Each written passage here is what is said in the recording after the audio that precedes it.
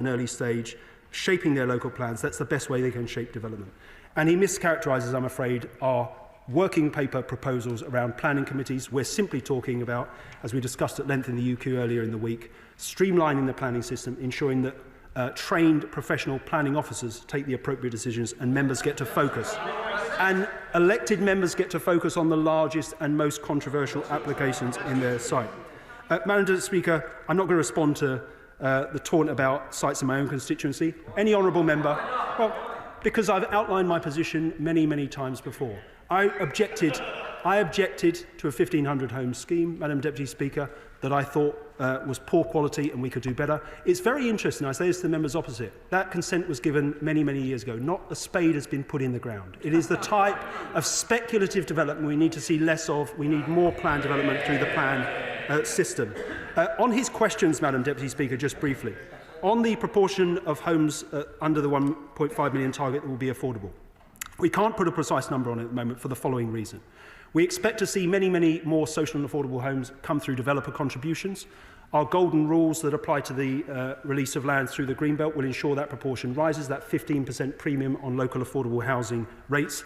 But affordable provision, as the honourable gentleman will be aware, is partly related to grant funding from government, and we'll set out details of future investment at that point in the next year's spending review, multi-year spending review, along with what the successor programme to the Affordable Homes programme looks like and the precise split between social, rented homes and other forms of tenure. But we've been very clear we want to maximise the delivery of social value homes. On planning capacity, Madam Deputy Speaker, details will be set out in response to the consultation. The 100 million figure I cited is the amount of support going in the round to local plan support, planning capacity and capability support and other things. On migration, Madam Deputy Speaker, he knows as well as I do that the majority of homes that developers sell in this country are to British nationals, that most parts of the country have local allocation rules in place and local residency requirements that means that non-British nationals can't access housing, that only those who are eligible for no recourse to public funds can do so.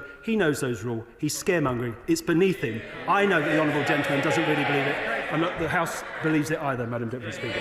I call the Chair of the Select Committee, Florence Eshalabi.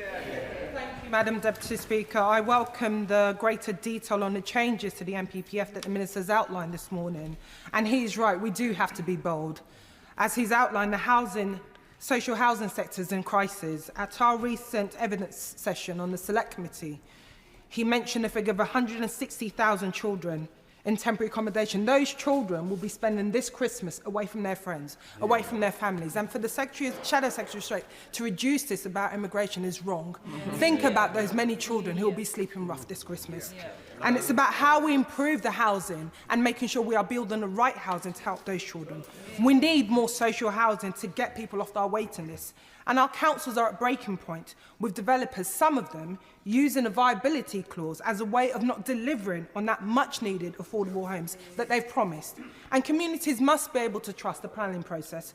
So can the Minister please outline and assure that local councils will see a significant increase in the affordable housing programme next year to allow them to meet the government's target on housing crisis? Secondly, Madam Deputy Speaker, I want to touch briefly on the land classification outlined in the strategy, which could affect the way in which communities are able to shape those local developments.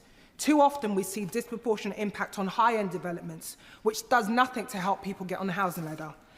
Is the Minister confident that the update to the NPPF will make sure that new homes also come with some of the improved developments, including schools, GP surgeries, and accessible things so that local residents can see tangible benefits in those developments coming forward in their local area? Well, I thank the Chair of the Select Committee for those questions and her broad support for the framework we've announced today.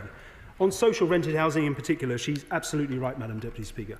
The record on social rented homes of previous Conservative government is absolutely dire. The figures speak for themselves. Not only did they not deliver new social afforded homes beyond anything beyond 10,000 units per year, they also engineered the decline of social housing and ran down our stock through various interventions, the slashing of affordable homes programme funding, the increase the increase in the generosity of the right to buy discounts, which my right honourable friend, the Deputy Prime Minister, did not benefit from. We've returned it to the rates that she did access housing on that basis. But their record on social rented housing speaks for itself. As I've said in relation to future investment in affordable housing and social rented homes, we'll set out details in the multi-year spending review next year, but we do want to prioritise the delivery of social rented homes, given the important role they play in addressing the housing crisis and resolving the particularly acute end of that housing crisis in the form of temporary accommodation. On the MPPF more widely, I can give her those assurances that targeted changes to the framework we've made today will support the delivery of infrastructure. As I've already said, when it comes to the release of Greenbelt land, our golden rules will ensure we get a higher proportion of affordable housing, but also infrastructure and amenities and access to green space through that additional public benefit secured. Liberal Democrat spokesperson Gideon Amos. Thank you, Madam Deputy Speaker. Liberal Democrats support the provision of new homes. Somerset West and Taunton, in my constituency, under Lib Dem control since 2019, has approved thousands of new homes, to the extent that the town is now one of the fastest growing in the UK, 9% population growth to 2021, partly because it's such a wonderful place to live, Madam Deputy Speaker. And now Somerset is pioneering the first new council houses in a generation in parts of the county, many of them zero carbon. So we welcome the policy change on renewable energy, Madam Deputy Speaker, and we also welcome the extension in the transitional arrangements, although I would urge the Minister to consider, in exceptional circumstances, a 6 month transition rather than a 3 months, which I know members on a number of benches would wish to see on behalf of their authorities. But, Madam Deputy Speaker, trust in the planning system, like trust in politics, is not where it should be. As with bypassing planning committees, therefore, imposing housing numbers on councils is taking decisions out of the hands of elected councillors, which is taking decisions out of the hands of local people, and that is undemocratic, and we would reverse it. And trust in planning demands that our most precious green spaces, people know, are fully protected. So every authority should have the same level of green belt protection for precious green wedges and green spaces in their areas. So rather than Whitehall diktat, plans for new homes should be led by communities and their councils. And those homes should be genuinely affordable to local people. Councils like Eastleigh have shown how, where those new homes come with the jobs, schools and public transport that's needed, community consent follows. And we won't solve the crisis in care, for example, unless we have the homes for older and vulnerable people supported by the GP surgeries and care services they require. So if any target is to be mandatory, Madam Deputy Speaker, therefore it should be our country's need for 150,000 new social homes per year, and for low-cost home ownership through options like rent to buy to give people a real foot on the ladder. And that should be funded from capital borrowing, just as Labour and historically Liberal governments funded our stock of council houses in the past, including use of compulsory purchase, before Conservative governments sold them off hand over fist, until soon there'll be almost none left. So rather than diktats of top-down planning, risking a surge in speculative greenfield permissions of the kind the Minister is concerned about, for homes out of the people's reach, let's instead, Madam Deputy Speaker, fund, incentivise and focus on the social and affordable homes that we need. Zero carbon homes that tread lightly on the land, restoring nature, and in doing so, restoring trust in local people and the councillors they elect to take the decisions that most affect them and their communities. Thank you, Madam Deputy Speaker. I'm not sure I detected a question there, but there were several points, and I will endeavour to respond to at least a few of them. I welcome the honourable gentleman's broad support for the framework and in particular renewable energy deployment. On the charge that we're bypassing local democracy, local communities, I refute it entirely. We are encouraging, in a way the previous government did, the adoption of up-to-date local plans, which are the best means of shaping development in any particular part of the country. That is where local people and communities can get involved to determine what development looks like and where it goes. But it must be a conversation about what development looks like and where it goes, rather than whether it happens at all. And the system we've got at present, as a result of those changes to the National Planning Policy Framework in December 2023, as a result of the fact we have less than a third up-to-date plan coverage, is too much speculative development outside of plans that communities are rightly taking issue with. Madam Deputy Speaker, just briefly on social rented homes. I've said this to the Honourable Gentleman before. Until he comes up with a less vague way of funding 150,000 social rented homes, we simply cannot take the point seriously. The Liberal Democrats got away with this through the election. No spending totals for that housing in their manifesto. I applaud the ambition. We take a more realistic path to boosting social and affordable homes, putting forward only what we know we can deliver within the spending constraints that we face. And lastly, just briefly on CPO. I absolutely agree with him that we need to reform how CPO works. We're taking forward the discretionary power to disapply hope value that the previous government took through, and I commend them for doing it in the Levelling Up and Regeneration Bill. We need that power tested, but we need to go further, and we intend to do so in the forthcoming Planning and Infrastructure Bill. Jianwara.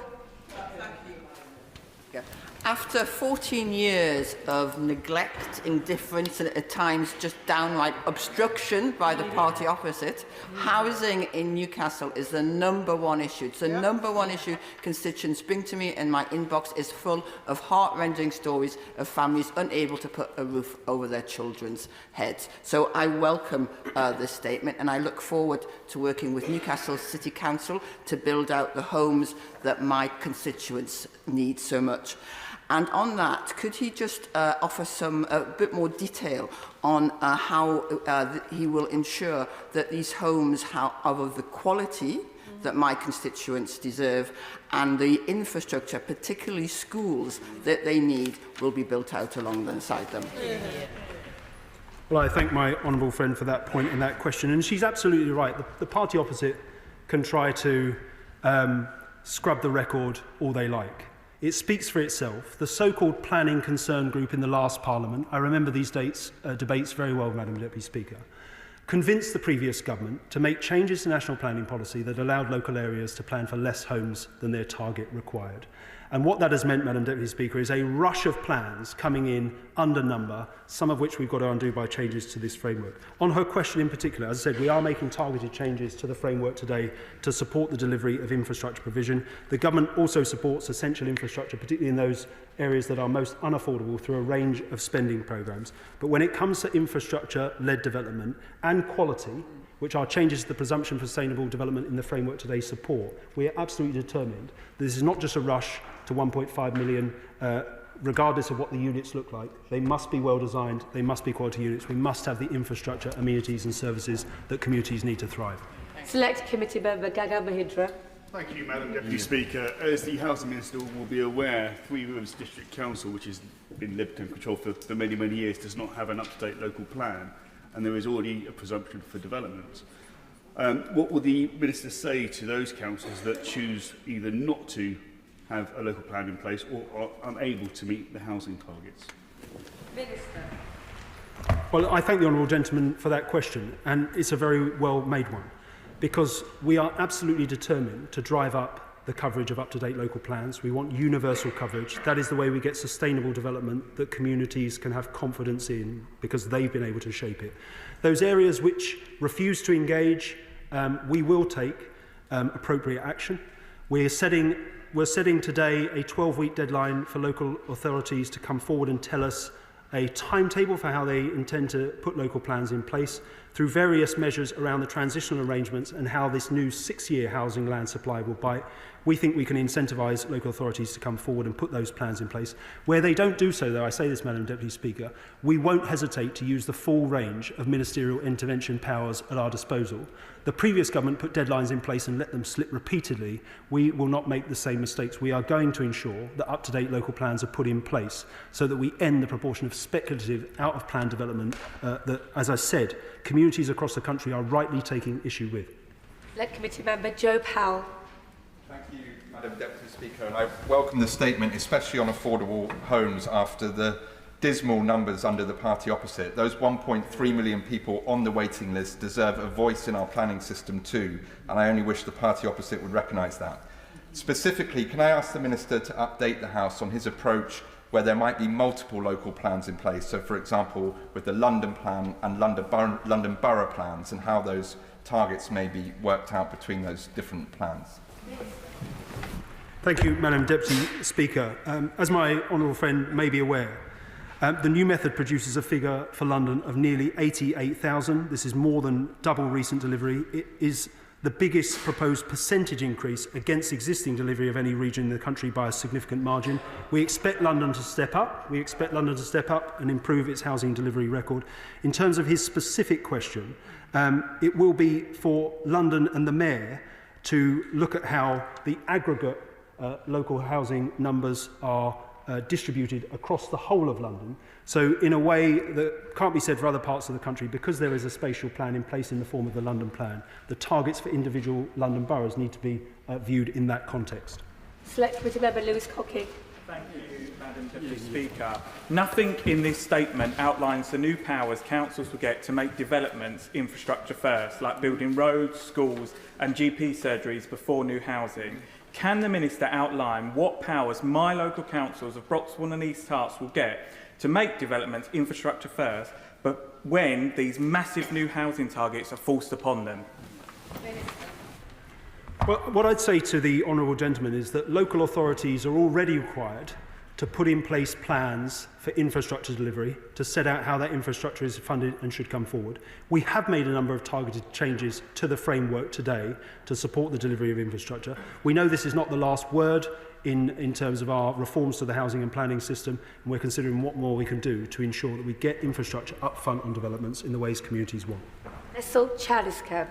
Thank you very much, Madam Deputy Speaker. In Barking, 1 in 4 households are privately renting, which is higher than the national average. 40% of them are homeowners, which is 20% lower than the national average, and temporary accommodation is through the roof because of the housing crisis. My constituents in Barking will welcome the government's steps to make sure we address the housing crisis. Does the Minister agree with me that often it is viability that is holding up development schemes that are shovel ready, but because of land value they just cannot get on and be built, and therefore infrastructure commitment that the government is making, 6 to date since the general election, is critical? And can he give reassurances that the government will deliver infrastructure so that we can ensure land values increase and viability can be met so those homes can be built? Well, my honourable friend raises a very good point. Viability is an issue in many parts of the country. It is stalling development in lots of areas. We need to look at what support can be put in place on particular schemes. Our New Homes Accelerator, for example, that we looked at, is providing support, planning capacity support, other forms of support to look at some of the reasons some of these schemes, particularly large schemes that are consented or near consented, are being held up. But as I've said in the House before, Madam Deputy Speaker, we're giving further thought into how we examine these issues and what more we can do in particular to ensure that consented schemes are built out in good time. Wendy Morton. Thank you, Madam Deputy Speaker. This centrally driven intervention drives a coach and horse through greenbelt areas such as Aldridge, Brownhills, and also through local democracy. So I'd like to ask the Minister, how will he ensure that local communities are respected and that they have a voice so that we can build the right homes in the right place? I thank the honourable lady for that question. I'd return to a point I've made several times during this statement. The onus is on local communities and elected leaders to put up-to-date local plans in place that shape where development is to take place. I know from many previous conversations with the honourable lady, she wants to see brownfield first development. So do we. We've put in place a number of targeted changes in the framework published today to support the delivery of brownfield sites. We've also consulted through a working paper, a soft consultation, on proposals for a brownfield passport to further accelerate and fast-track brownfield development. Local areas can look to bring forward brownfield sites to densify those brownfield sites, but at the point they say there aren't enough of them, or they cannot work cross-boundary with other neighbouring authorities, we are saying to them, please look to the release of low-quality land within the Greenbelt. Toby Perkins. Thank you very much, Madam Deputy Speaker. I salute the energy and commitment of my honourable friend to these targets. It's great to see it supported by the Prime Minister. The Environmental Audit Committee are looking at the new planning framework and the environmental consequences of that, and I'm pleased to see that there have been changes since the original consultation to strengthen those environmental protections. Can you say a little bit more about how we will ensure that nature isn't the victim of this passionate commitment he has. And can he also say on brownfield sites, often brownfield sites are very biodiverse, and often achieving the biodiversity net gain alongside all of the other commitments simply means that these sites don't become not profitable. Can you say something about how we're actually going to make sure these brownfield sites can be viably brought forward, both by the private and the public sector? I thank the Chair of the Select Committee for that question. He's right, we have made a number of changes to the framework to further strengthen the references to climate mitigation and adaptation. We've made a number of other changes relating to flood risks, relating to sustainable drainage systems and how we can support those through the planning system. On BNG specifically, I'm more than happy to have a detailed conversation about the thinking we're doing about how we to successfully roll out BNG across the country and make sure it works, not just on large sites, but on small sites too in particular. Sir Roger Gale. Deputy Speaker, in his statement, the Minister referred to the undermining of the capacity of our great towns and cities to realise their economic potential. Does he not realise that by effectively absolving the Mayor of London from his housing responsibilities, what he's actually doing is exacerbating the problem of inner London boroughs such as Lewisham and, dare I say, Greenwich and Woolwich and others, from using the green fields of Kent as a dumping ground for their housing problems? We are fighting a rearguard action to try to protect our farmland from development in the interests both of our countryside, but more importantly, perhaps, sustainability. The Minister refers to brownfield sites. What he's actually announced today is the undermining of the Secretary of State's right to rule on final planning issues after they've been to the Planning Inspectorate. She will now have no credibility at all. Madam Deputy Speaker, I've got a huge amount of time for the right honourable gentleman, but I think that sort of hyperbole is beneath him, if I may say so. We're not absolving the Mayor of London of his responsibilities. The previous government put in place a system where the 35% arbitrary urban uplift did not apply merely to the core of a city region as it does in every other part of the country, but to every London borough. And that produced a fantastical figure that was completely divorced from reality. We've abolished that urban uplift. We've reset the standard method. It still leaves London with an incredibly stretching target of 88,000 homes per year.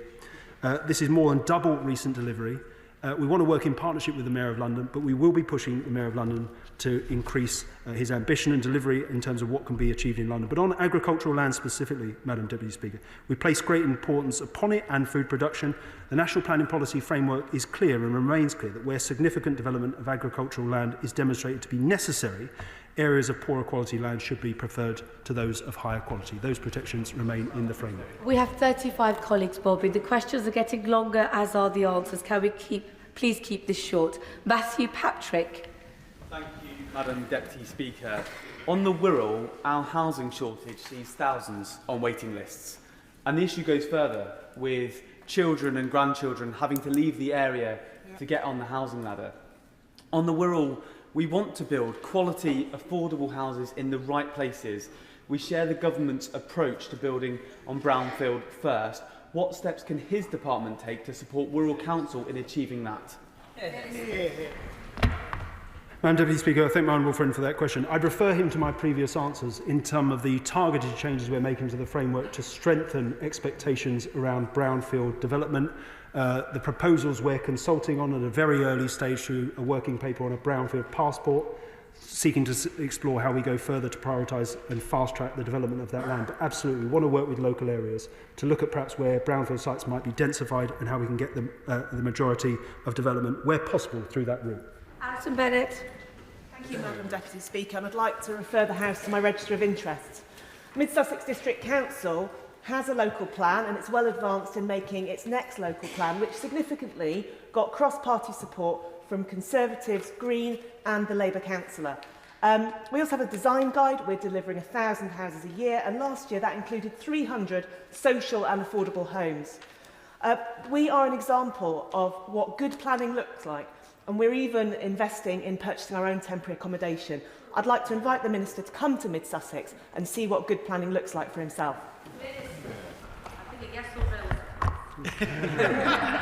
I'm afraid I won't be able to give one, Madam Deputy Speaker, because I will add it to the list of requests for visits that I receive across the House. But I commend her authority for the focus on quality and on good design. We want to see more of that come forward across the country. Speaker, just to declare my interest as Vice President of the Local Government Association, and I welcome the commitment to overall house building targets. And you can't hit a national target without clear local targets. Particularly welcome the commitment to social housing. Would you confirm that's social housing and not affordable housing, which the opposition spokesperson mentioned? There is a very big difference there. But if we are going to concentrate on brownfield sites, viability there is lower. 1 of 6 contributions will be lower. Therefore, when he has conversations with the Chancellor, will he make the point that to deliver social housing and the numbers needed, she might have to reconsider the amount of social housing grants she provides? I thank my honourable friend for that question. He has real expertise in the area. We are making a distinction between social rented homes, the most affordable type of affordable housing, if you like, and we've sought to express that through a change to the glossary in the framework that separates out social rented housing through other forms of housing. He's right on brownfield delivery, Mr. Speaker, Madam Deputy Speaker. It does involve additional challenges. We're very cognizant of those, and we're exploring how the variety of government funds that support delivery of brownfield sites might be improved as we go forward. Bob Blackman. Thank you, Madam Deputy Speaker. The Minister has alluded to one of the challenges there is on planning permissions, namely that any one day there's something like 1 million permissions for new housing that are not built. Yeah. Developers ration the supply in order to keep the price high. Mm-hmm. So will he consider, which I think he did in opposition, a principle of use it or lose it? Because what happens is developers will get permission, then sell it on, sell it on, sell it on, until viability means they can't develop it. But if the planning permission can be brought forward, or they don't use it in time, then actually we could get the houses and homes that people want. I thank the honourable gentleman for his question. He has great expertise in this area, like my honourable friend who asked the previous one. He will know that local authorities already have powers to issue a completion notice to require a developer to complete their development if it's stalled. To bring greater transparency and accountability in this area, we're seeking to go further and take the necessary steps to implement build-out reporting. But I am giving a lot of attention, I can assure him, to what more we might do on build-out, because developers have made commitments to increase the pace of build-out across the country. We need to make sure they follow through with that. I'll take an example with a short question, Barry Gardner. I congratulate my honourable friend on his statement today, and in particular the importance he's placed on the presumption in favour of sustainability and getting design of a development right. He's a champion for the natural world, and I'm aware that he is sympathetic to the need to include biodiversity measures in all new builds, such as swift bricks, which are an essential nesting habitat for the survival and recovery of cavity nesting birds. So would he provide the much-needed boost that they need for this declining population, which has sadly been placed on the critically endangered red list? And will he ensure that such simple requirements are not just in the NPPF, but are translated into the National Development Management Policy to ensure they have statutory weight? Thank you, Madam Deputy Speaker. My honourable friend will be pleased to know that we have added text to the NPPF to encourage the incorporation of features to protect threatened species, including swifts, but also bats and hedgehogs. We will consult on NDMPs, Madam Deputy Speaker, in the spring of next year. In my constituency of Mid Dorset North Pool, we're seeing a doubling of the size of the town of Wimborne, with new homes built on 3 sides right up to the Stour, which are pretty much out of reach of local people. But they come with no infrastructure. There was supposed to be shops included in one development. Developer claimed that they couldn't get filled, and so now we have another care home. And all the while, Aldi have now put a planning application in on a greenbelt site where everyone will now need to drive to it. What can the Minister do to force developers to deliver the infrastructure they promise so developers can't play the system? I thank the honourable lady for that question. There are measures in the framework which will help the objective she seeks. I share it. We are also committed as a government to strengthen the existing system of developer contributions so that we hold applicants to the promises they make as part of Section 106 agreements, and also arm councils to better negotiate with them in the first place. Jessica Toll. Thank you, Madam Deputy Speaker. My local authority area, BCP, submitted its draft local plan in July for examination, but under the new targets, it has planned for only 53% of its housing need. So can my right honourable friend elaborate on the steps government will take to work with local authority areas at this stage to make sure they fill that significant gap? Minister. I thank my honourable friend for that question. In the consultation, the formal government consultation the formal government response to the consultation, which will be published at the end of this statement, we set out very clearly how we're dealing with local authorities in advanced stage of plan preparation, those that will meet that Reg 19 stage, those that don't, how we help those who do have up-to-date plans top up their housing supply so they come closer to the new standard method. But I absolutely share her wish that her local authority takes steps to close that gap. Sir Bernard Jenkins. Speaker, will the Minister reaffirm the principle of infrastructure first in order to get homes built? In Tendring and Colchester, we're planning to build the 9,000 home Borders community project, but that can only go ahead if the A1331 is completed, and it has to be funded. Well, I thank the right honourable gentleman for his question. I support the objective, absolutely. I would say very gently, the government had 14 years, the previous government, to address concerns in this area. I remember repeated calls from government benches at that time to get serious about this. We will. There are measures in the framework that support infrastructure delivery, but there's more work to do. Warinder Just. Thank you, Madam Deputy Speaker. I welcome the Minister's statement today. Last week, I met one of my constituents, Mr. Anwar Hussain, who lives with his wife and 5 children in a 2-bedroomed house. His 8-year-old autistic daughter needs her own bedroom. The doctors have told him that. And Mr. Hussain tells me that he has been on emergency banding for 2 years for a larger house with more bedrooms, and he's still waiting. Does my honourable friend agree that we desperately need to improve upon social housing, and can he please confirm that the government's plans will help people like Mr. Hussain? Yeah.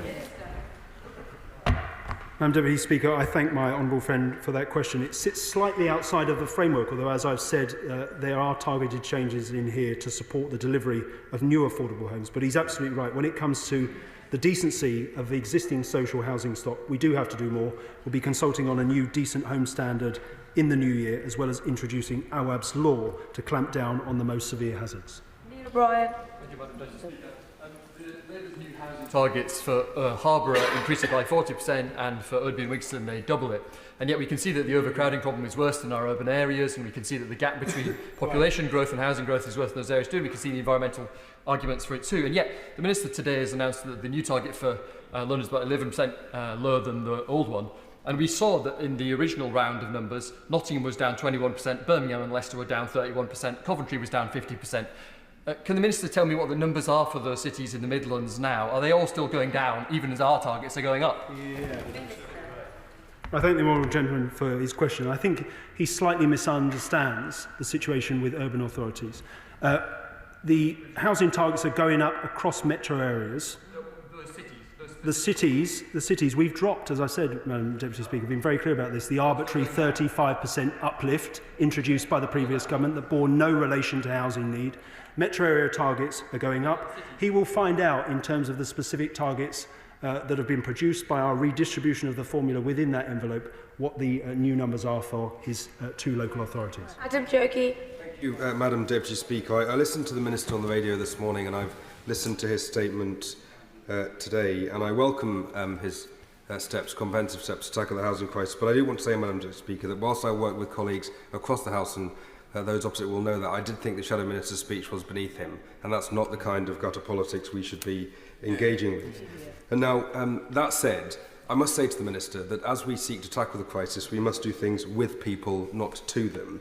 And so can I gently say to him that communication and engagement is going to be vital to getting this right? And can I invite him to confirm from the dispatch box for constituents in Newcastle and Line that productive agricultural land will not be the default in his brownfield first approach to development? No, as I made clear in response to the right honourable gentleman earlier, the approach to agricultural land, as set out in my response, remains the case. Ours is a brownfield first approach. We want to maximise delivery on brownfield first wherever possible. Only when that type of delivery can't come forward, where brownfield sites cannot be densified, where cross-boundary strategic cooperation of the kind we intend to introduce is not possible, are we asking local authorities to review their greenbelt with a view to identifying and releasing the lowest quality, poorly performing land within it. Sir John Hayes. Thank you, Madam Deputy Speaker. The honourable gentleman is a thoughtful and diligent minister who I know shares my disdain for the identikit, soulless, ubiquitous housing estates that have been built during his lifetime and mine. So in welcoming the NPPS commitment, and I quote, to design codes that provide local frameworks for creating beautiful and distinctive places, will he write to every local authority, making it clear that design is a key planning determinant, an absolute salient, and will he also write to the planning inspectorate to ensure that when local authorities turn down an application on the basis of poor design, the inspector will back them up? I thank the right honourable gentleman for his question. Well-designed places do remain at the heart of planning policy. There's an entire chapter of the NPPF, as you will know, that remains devoted to well-designed places. And the changes we're making to the presumption today will ensure that when it comes to national policy on design, those expectations need to hold in the balance of decisions that the planning outside of policy. In the new year, my department will bring forward updates to the National Design Guide and National Model Design Code, and as part of those changes we will certainly make clear our expectations when it comes to what local authorities can do in this area to improve quality and design. Chris Curtis, who I should have called earlier as you're a select committee member, my apologies. That's okay, thank you, Madam Deputy Speaker. Thanks to the failure of the party opposite, over 150,000 children are going to be waking up on Christmas Day this year in temporary accommodation. I have to say, if that is a record to be proud of, I have absolutely no idea what would make the members opposite feel any shame. But can I get two reassurances from the Minister? Firstly, that we won't see chopping and changing because business needs certainty. So we won't see the chopping and changing that we've seen from the party opposite, and we will stick by these policies. And secondly, it's not just about the planning rules, it's also about capacity within our local councils. So can he please tell us what he's going to do to speed up the process of getting more planners into our planning committees, into our local councils to add capacity to that system? Thank you.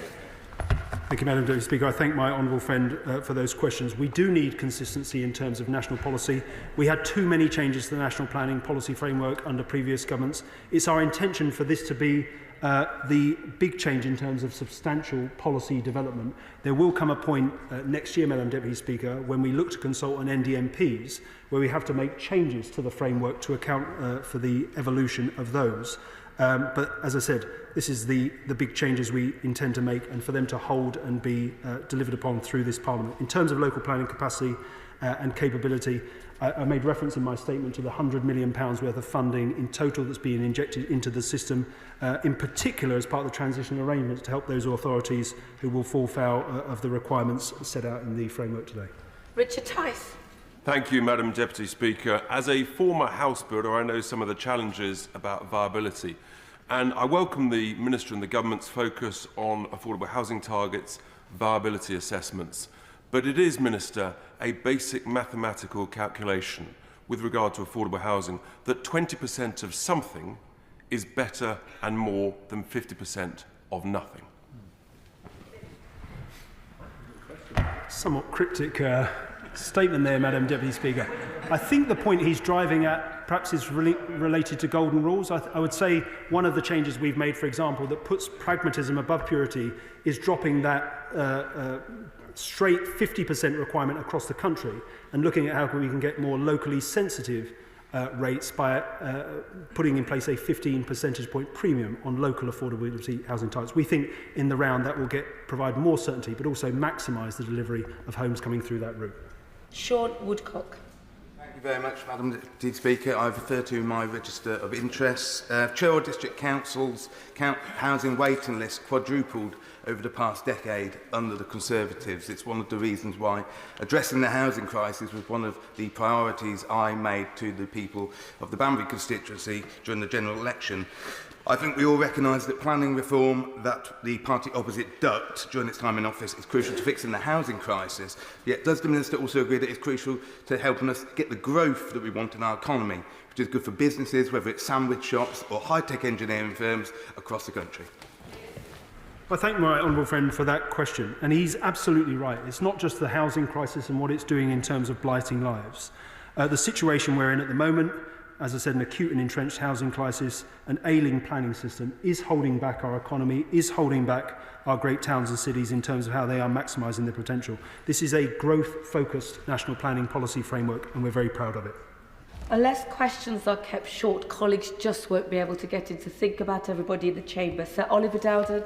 Thank you, Madam Deputy Speaker. I know that the Minister is a man of considerable integrity, so can he be honest with my constituents that the combination of mandatory targets, a massive increase in those mandatory targets, and the fig leaf of the grey belt policy means that in a constituency like mine, which is almost entirely green belt apart from that which is developed on, this will mean massive new development, an expansion of London sprawl, and a change in the character of the area forever. Well, I thank the honourable gentleman for his compliment at the outset there.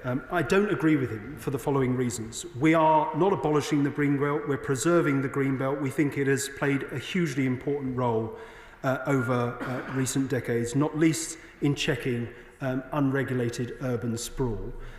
In terms of his own constituency, I don't know, and I say this to him gently, how he can know what the definition of grey belt is. We've just published it. He doesn't know how much grey belt land there is in his constituency. But in parts of the country like his, Madam Deputy Speaker, I'd say the answer lies in cross-boundary strategic planning so that we can sensibly plan for housing growth rather than every local area having to account for those numbers on its own. Mark Ferguson.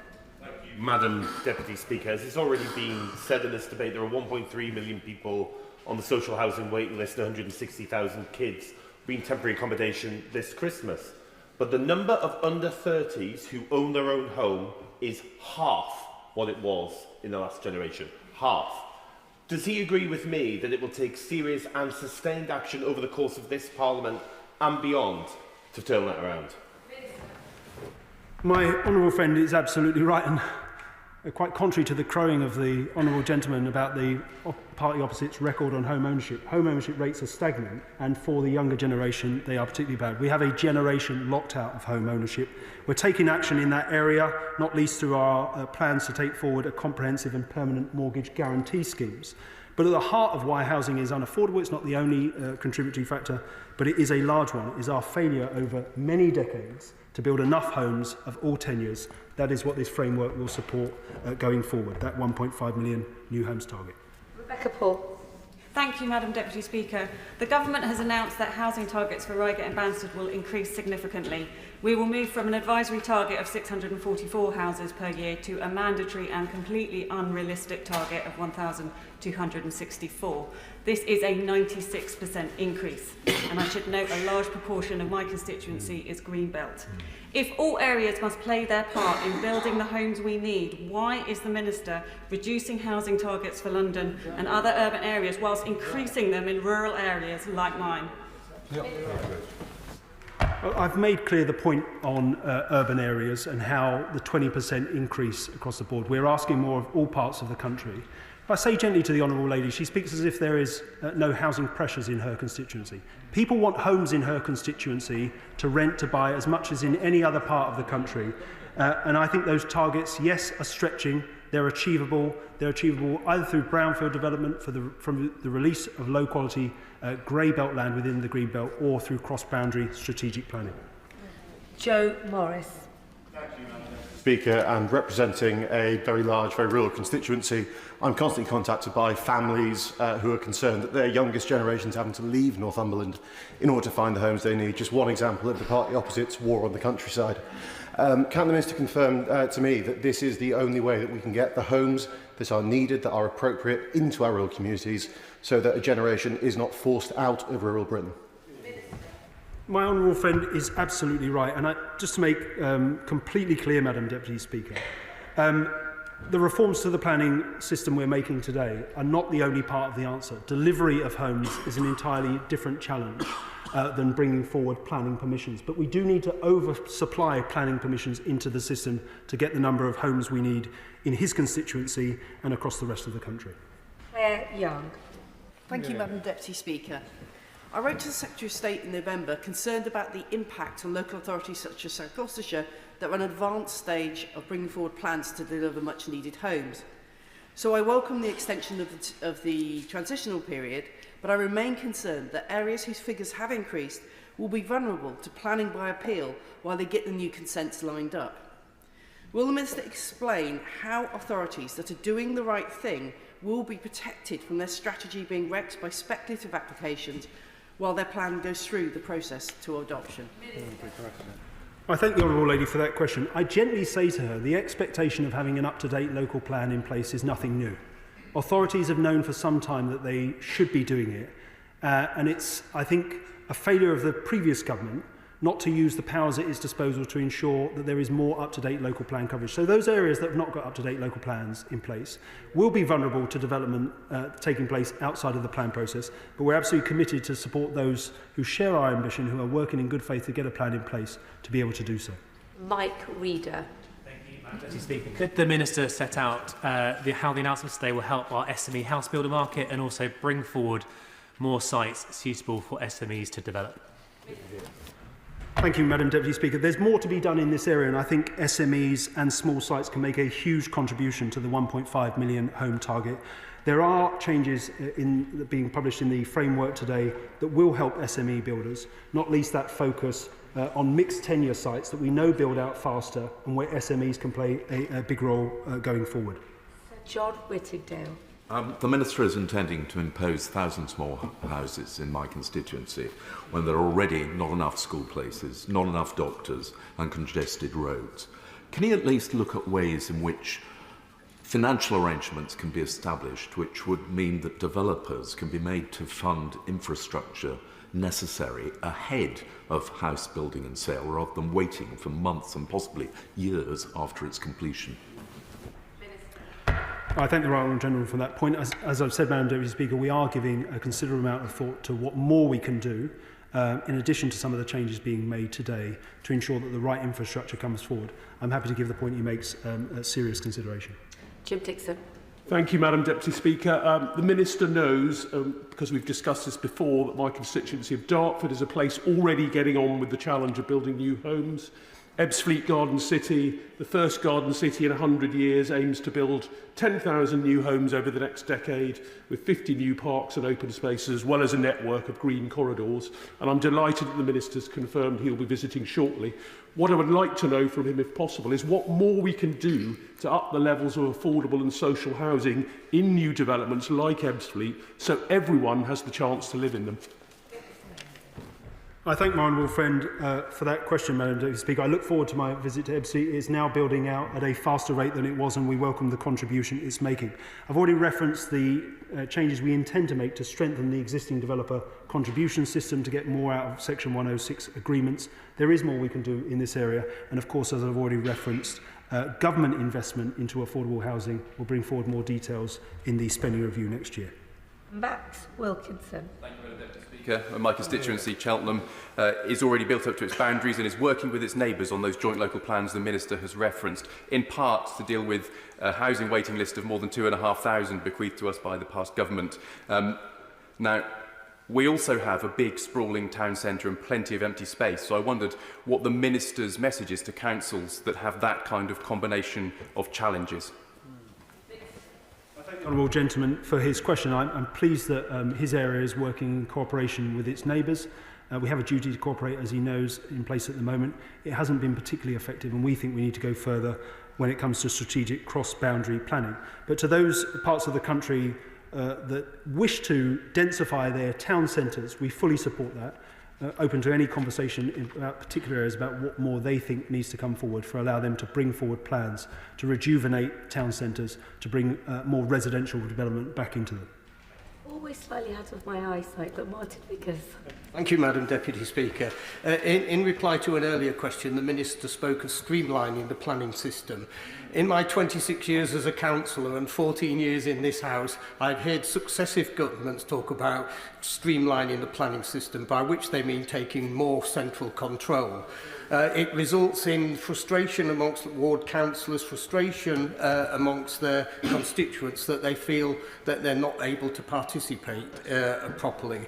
And it also results in frustration by government because in effect they fail to meet their targets, as I'm sure this one will.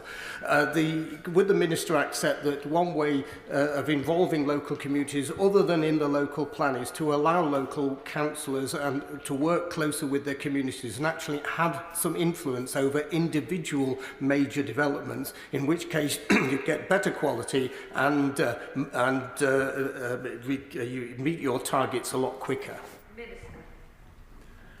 Well, I thank the Honourable Gentleman for his question.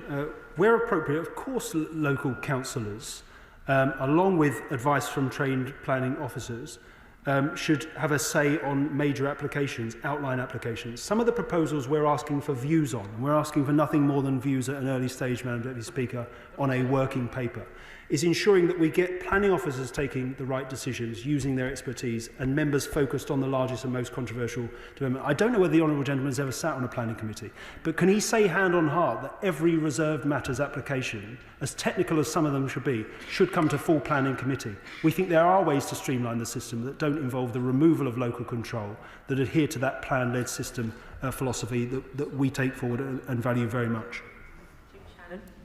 Deputy Speaker, can I thank the Minister very much for his statement. Across this great United Kingdom of Great Britain and Northern Ireland, we clearly have an ageing population. And I believe there's a desperate need for a dedicated apartments for those in the over 55 age group, which would free up by its very nature those homes back into the market and also social housing as well. So will the Minister consider having discussions with the Cabinet Minister and perhaps with I could suggest the Northern Ireland Assembly to secure funding for the over 55 complexes that are needed not only in towns but also in rural areas as well? Thanks so much. I thank the Honourable Gentleman for his question. The previous government, as he may know, and again I commend them for it, appointed a task force, an older people's housing task force, to look at options for the provision of greater choice, quality and security of housing for older people. That task force recently published its report, a series of recommendations that we're engaging with. But we do need to give serious consideration about how the planning system evolves to take into account demographic changes that we know we need to adapt to. Thank you, Madam Deputy Speaker. May I suggest to the Government that this subject really warrants a full-day debate, not just a statement Q&A. But for now, may I just ask one straightforward matter. Can I ask again that he look carefully at the relatively small number of places, including East Hampshire, where you have a planning area which is part in and part out of a national park? And when you look at the case, the housing targets should be set separately for those two parts of the planning area. Minister. The right honourable gentleman for that question, and he raises a very important point. There are local authorities around the country where the boundaries are such that they stray into areas where environmental protections are in place, national parks and other things. What I would say to him is these housing targets that we're bringing forward, these mandatory housing hire targets, that local areas will need to engage with when coming up with local plans. Those local plans will be tested by the planning inspectorate to see whether there are hard constraints of the type he speaks to, and therefore whether a plan is sound on that basis. So hard constraints will still be taken into account in the development and examination of local plans. James Wild. Thank you very much, Madam Deputy Speaker. And in an earlier answer, the Minister confirmed the Government supports an infrastructure first approach. So will he work with colleagues in the Treasury and Transport Department to ensure approval of A10 Westwinch Housing Access Road funding, which is essential to unlock thousands of homes which are in the local plan on the edge of King's Lynn? The honourable gentleman's request has been put on the record, and I'll make sure my ministerial colleagues are made aware of it. Ever patient Ben Oxyjecti. Thank you, Madam Deputy Speaker. The Prime Minister and Deputy Prime Minister today launched the MPPF in my constituency of Huntingdon at Alconbury Weald. But this development was planned and built under the previous government, and phases 2 and 3 will see a further 4,000 homes. Significant brownfield development at scale, but nothing to do with the revised MPPF. It's a shame the Deputy PM didn't travel the extra couple of miles down to the Envar Medical Waste Incinerator approved by the Minister on her behalf against local wishes a couple of months ago. But the Minister talks about guaranteeing infrastructure, and when I asked the Government about a new East Coast mainline station to support the 6,500 homes at Alconbury Weald, the Government fobbed me off with talk of an internal review. So how will the NPPF unlock the infrastructure that large developments desperately need? Madam Deputy Speaker, I would refer the honourable gentleman with my previous answers on that point. Well, no doubt the Minister's been in the chamber for well over an hour and he'll know the strength of feeling towards this subject because it's taken so long to talk about building homes. I'll give the front bench a short moment to swap over very quickly for the next statement.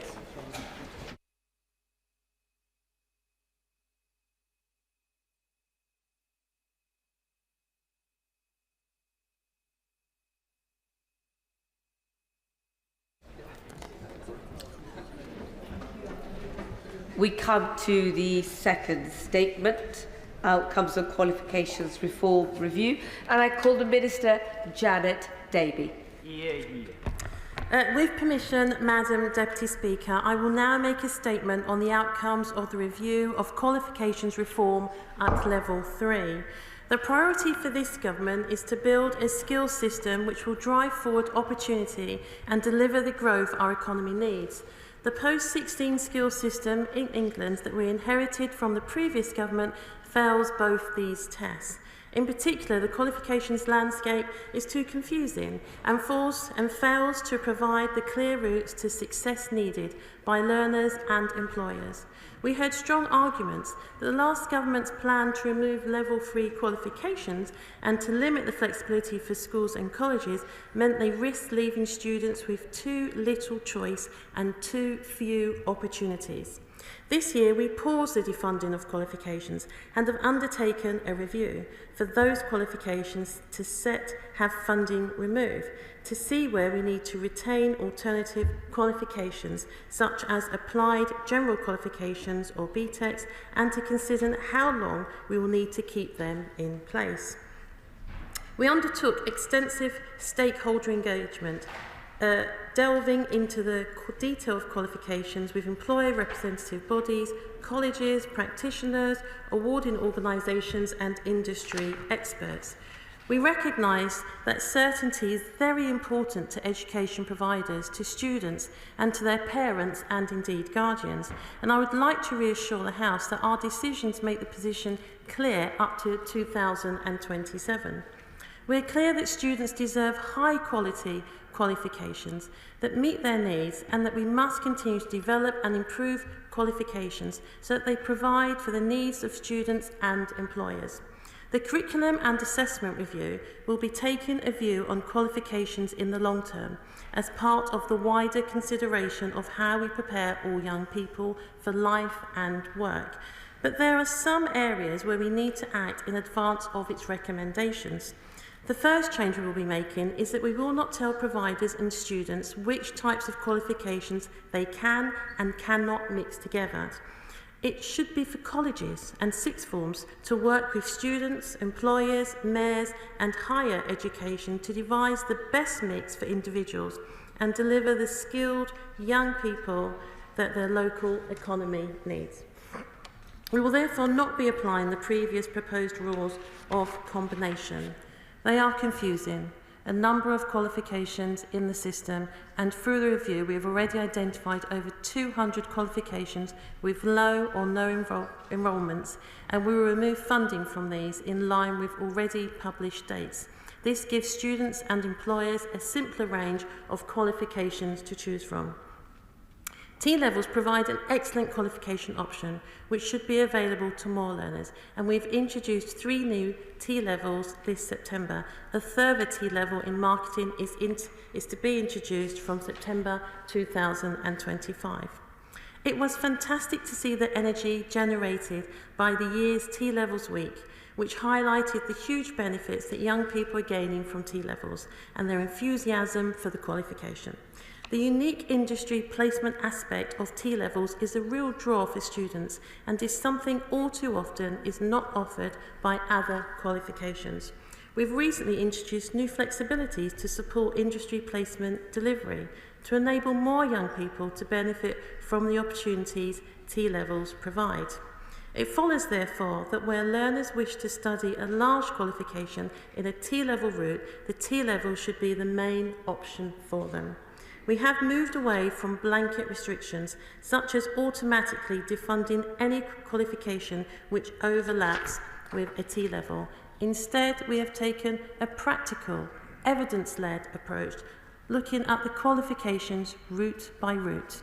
This will ensure that we will be confident there are high-level choices for students. On this basis, we have concluded that we will not proceed with defunding qualifications on published lists in agriculture, environmental and animal care, legal, finance and accounting, business and administration, and creative and design before 2024. Following our review, we will retain funding for 157 qualifications that were due to be defunded by the 31st of July 2025. In engineering and manufacturing, we will keep funding for the qualifications previously identified for defunding until 2027. This will allow time to update the occupational standards which are designed by employers and which underpin this large and complex route, and for new qualifications which meet the needs of learners, providers and employers to be established. In the digital sector, we are working with the T-level awarding organisation to make assessments more manageable and plan to have the necessary changes in place for the next academic year. We are also making T-level placements more flexible, expanding the option for remote learning. This will be particularly important in the digital route. We will keep funding for the 6 existing large digital qualifications until 2026 to allow time to embed these key improvements. Beyond that, we will also keep funding for 13 smaller digital qualifications so that learners have a range of choices until reformed alternatives are available. For health and science and social care, the previous decision to defund social care qualifications left a gap given the heavy T-level focus on health and science rather than social care. We will therefore keep funding for 9 qualifications in health and social care until new qualifications in the care services route have been developed, and we expect this to happen in 2026 to 2027. We are also keeping funding beyond that for 11 qualifications in science-related subjects to give learners even more options. On education and early years, we have heard strong support for the T-level, and so we will remove funding from existing large and medium qualifications as planned in 2025. This will direct learners who want to study a large qualification to the T-level as the highest quality option. We are also retaining funding for 6 smaller qualifications to support specific occupations such as teaching assistants and giving learners a smaller alternative. Construction is a key part of this government's mission, and I'm delighted to report that the 2 of the construction T-levels continue to grow and offer high-quality options for learners. The on-site construction T-level is also providing valuable education industry experience and a positive route into employment to those who wish to take it. However, its success has been limited because of a lack of overall demand for a larger qualification at level 3. We have, as a result, concluded that the needs of learners and the economy are best met through apprenticeships and other classroom provision, and decided to cease taking new enrolments for the on-site construction T-level. Those already taking it will be able to complete it as planned and progress into positive destinations post-graduation. To meet the economic needs of the important sector and to ensure that we can support our missions around high-quality housing, we are also keeping 1 large qualification in site carpentry and in 11 other medium and small qualifications. We must continue to improve opportunities and the quality of qualifications. We will only keep qualifications until they are no longer needed, so that learners can do the T-levels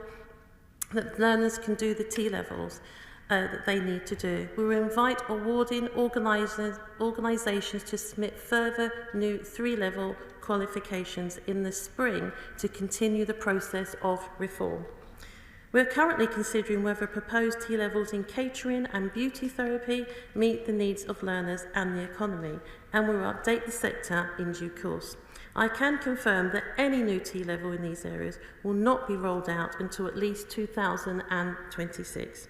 These changes are a fair reflection of what we have heard and offer a balanced approach that supports our missions of spreading opportunity and supporting economic growth. We want high-quality options, strong choices, and a simpler system that is easier for learners to navigate.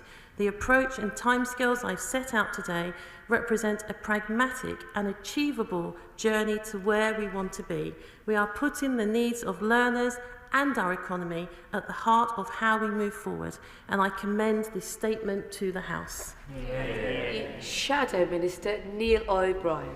Thank you, Madam Deputy Speaker. And I thank the Minister for advance sight of this statement. Now, for many years, people have worried about the huge number of different qualifications in further education. And for many years, people have wanted us to be more like Germany and called for new, higher quality, higher funded, simpler qualifications. And T-levels, introduced under the last government, are an attempt to do exactly that, with a higher unit of funding and much more work experience, finally a clear, prestigious qualification mirroring A-levels on the academic side. And as the Minister will know from talking to Lord Sainsbury, part of the vision was also to use them to simplify that landscape that everyone agrees is too complex. Now, I think that the sector will heave a sigh of relief that today's announcement is finally out. We were getting to the point where literally any decision was better than continuing indecision, but this announcement leaves some huge unanswered questions. The Minister says that things will now be clear up till 2027. In other words, we'll be back again, here again, in 2 years' time. We had a pause and a review. We're now going to have a longer pause and another review. And at some point, the government will have to decide. The sector has been wanting certainty, but we know from today it's not going to get it yet. Now, the government must spell out some kind of vision for how they plan to simplify the landscape of qualifications, which everyone has agreed for my whole lifetime is far too complicated and fragmented. The Honourable Lady even today said the qualifications landscape is too confusing, even in a statement where she was announcing that the government had decided to keep more qualifications, particularly overlapping qualifications. Now, I don't want to be too mean to the Honourable Lady. These issues are not easy. In government, we had the Wolf Review, and then more recently we removed a further 5,500 qualifications, which had sustained low take-up. But what is this government's vision to simplify the landscape? I mean, never mind the detail, what is the rough vision? When will it set out that vision? If it's not T-levels and what the previous government were planning to do, then what is it? There's also a lot more work to be done to improve T-levels. The government is to allow, as the Minister said today, part of the work experience now to be delivered working from home. But we need much more than that. What is the plan to reduce dropout rates, to make T-levels more appealing, easier to deliver? One of the great things about T-levels is that you have to produce so much more work experience, about 50% more than previous qualifications. That makes them much harder to deliver. What is the government doing to help colleges deliver them? Now, on a point of process, the government, rather extraordinarily, I thought, refused to publish the terms of reference for the review that's now just concluded, even in response to Freedom of Information requests from FE Week. Will the Minister now agree, now that the review is over, to publish the terms of reference now that it's concluded? There's no reason for that not to be in the public domain. Now, no qualification structure will work unless we will get the funding landscape for technical education right. And so will the Minister set out the funding implications of her announcement today? The government promised that it would protect public services from the national insurance increase. But first universities and now this week nurseries and early years providers have discovered that this was a false promise. Universities' fee increase has been tallied eaten up by the increase in national insurance, and now early years providers say that the failure to compensate them for the national insurance increase is, quote, catastrophic, and will mean, and I quote, countless nurseries, preschools and childminders will be left with no option but to raise costs, reduce places, or simply close their doors completely. So far, the government have refused to come clean about the cost to the FE sector of the national insurance increase, a piece of information this House, of course, deserves to know, but the government has, but it won't release. And when staff in non-academised colleges complain about their different treatment on pay compared to academised colleges. The government says, oh, there'll be 300 million for post-16 education. But they won't say how much of that is eaten up by the increase in national insurance. So I hope that today, the Minister, as she rises to her feet, will finally give this House the information it deserves to know. It's information the government has, and which this House and people in the sector deserve to know. Madam Deputy Speaker, it's early days, but what we are looking at here is ongoing uncertainty over these qualifications, no clear vision to bring about the simplification which the government says it wants, no proper plan yet to support T-level students and providers. The House is not allowed to see the terms of reference of the review that has just concluded, and the House is also not allowed to know how much of the national insurance increase will cost this sector. Madam Deputy Speaker, for students and teachers alike, we've got to be able to do better than this. Minister. Thank you, Madam Deputy Speaker, and I thank the Shadow Minister for the many points that he has raised. And the reason this review was so pertinent and needed to take place was very much because of the confusion around the T-levels and how much focus and work needed to take place that the government opposite had, when they were in government, had much time to do. Now, this government believes T-levels are an excellent qualification that should be available to more young people. Qualifications that overlap with T-levels will be able to coexist while we continue to develop and improve qualifications, so that they provide for the needs of learners and employers, supporting the transition to T-levels as the large technical qualifications of choice. The Conservative government rushed plans would have left young people looking to move into crucial sectors like engineering or social care without options instead of blanket restrictions. This review will deliver the government's ambitions to fix the foundations of the economy and indeed to deliver growth. T-levels, as the Opposition Minister mentioned, are still in the early stage of implementation, and the retention rate is now improving, and we expect this trend to be maintained as they continue to bed in. Career guidance for potential students is key, and we are raising awareness with carers, advisors to ensure they understand the benefits of T-levels. Now, the Opposition Minister will also be aware that in the October budget announcement of 300 million additional revenue funding for further education and 300 million new capital investment. This assessment reaffirms and expands the government's commitment to skills by providing an additional 3 million for further education to ensure young people are developing the skills this country needs. In addition, the government's provided 300 million of new funding to support colleges to maintain, improve and ensure suitability of their estate for colleges to address condition and capacity issues in the FE estate. We will set out in due course how this will be distributed. So there are many areas in which the government is making advancements, and we are very aware that students need to be supported, and the combinations in learning is absolutely the right thing for them. We remain ambitious for students, and in terms of the terms of references that he has mentioned, I will endeavour to get back to him on that. Chair Helen Hayes. Thank you, Madam Deputy Speaker. Can I first of all pay tribute to everyone who works in further education, an absolutely vital sector which makes a transformative difference and whose importance is often not properly recognised. Vocational and technical courses and qualifications are a critical part of our education system, yet schools, colleges and students have faced great uncertainty as a consequence of the previous government's decision to defund a number of advanced general qualifications. I welcome the additional certainty that the Minister has provided today by committing to maintain some AGQs and to pause any further changes until 2027. The landscape of vocational qualifications is indeed too complex and confusing, but the cliff edge approach adopted by the previous government has had significant adverse consequences.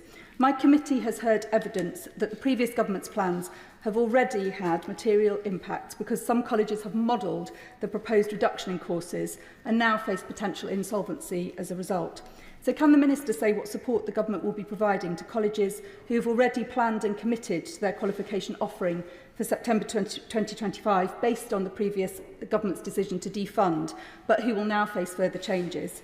The committee has also heard evidence of the success of T-levels for those who complete them, particularly in areas like healthcare.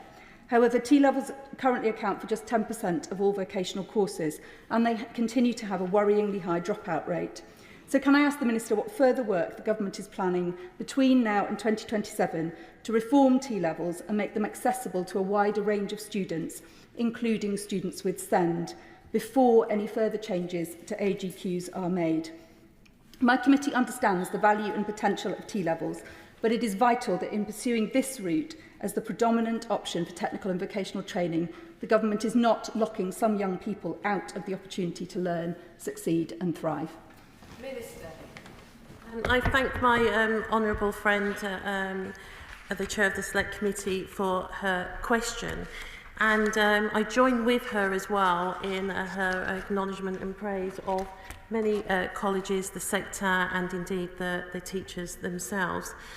In terms of the qualification, she's quite right to mention some of the track record of the previous government, but we are very much want to support students in their learning, and especially colleges as well.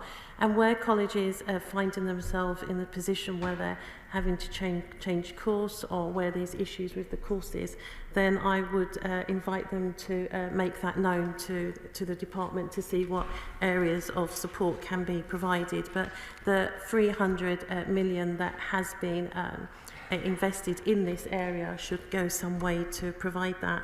T-levels do need much focus in terms of positive communication and a way of making sure that young people enroll in the right courses. So there are a series of events, of webinars to inform schools and colleges and other professionals working in the educational settings about the outcomes of the review.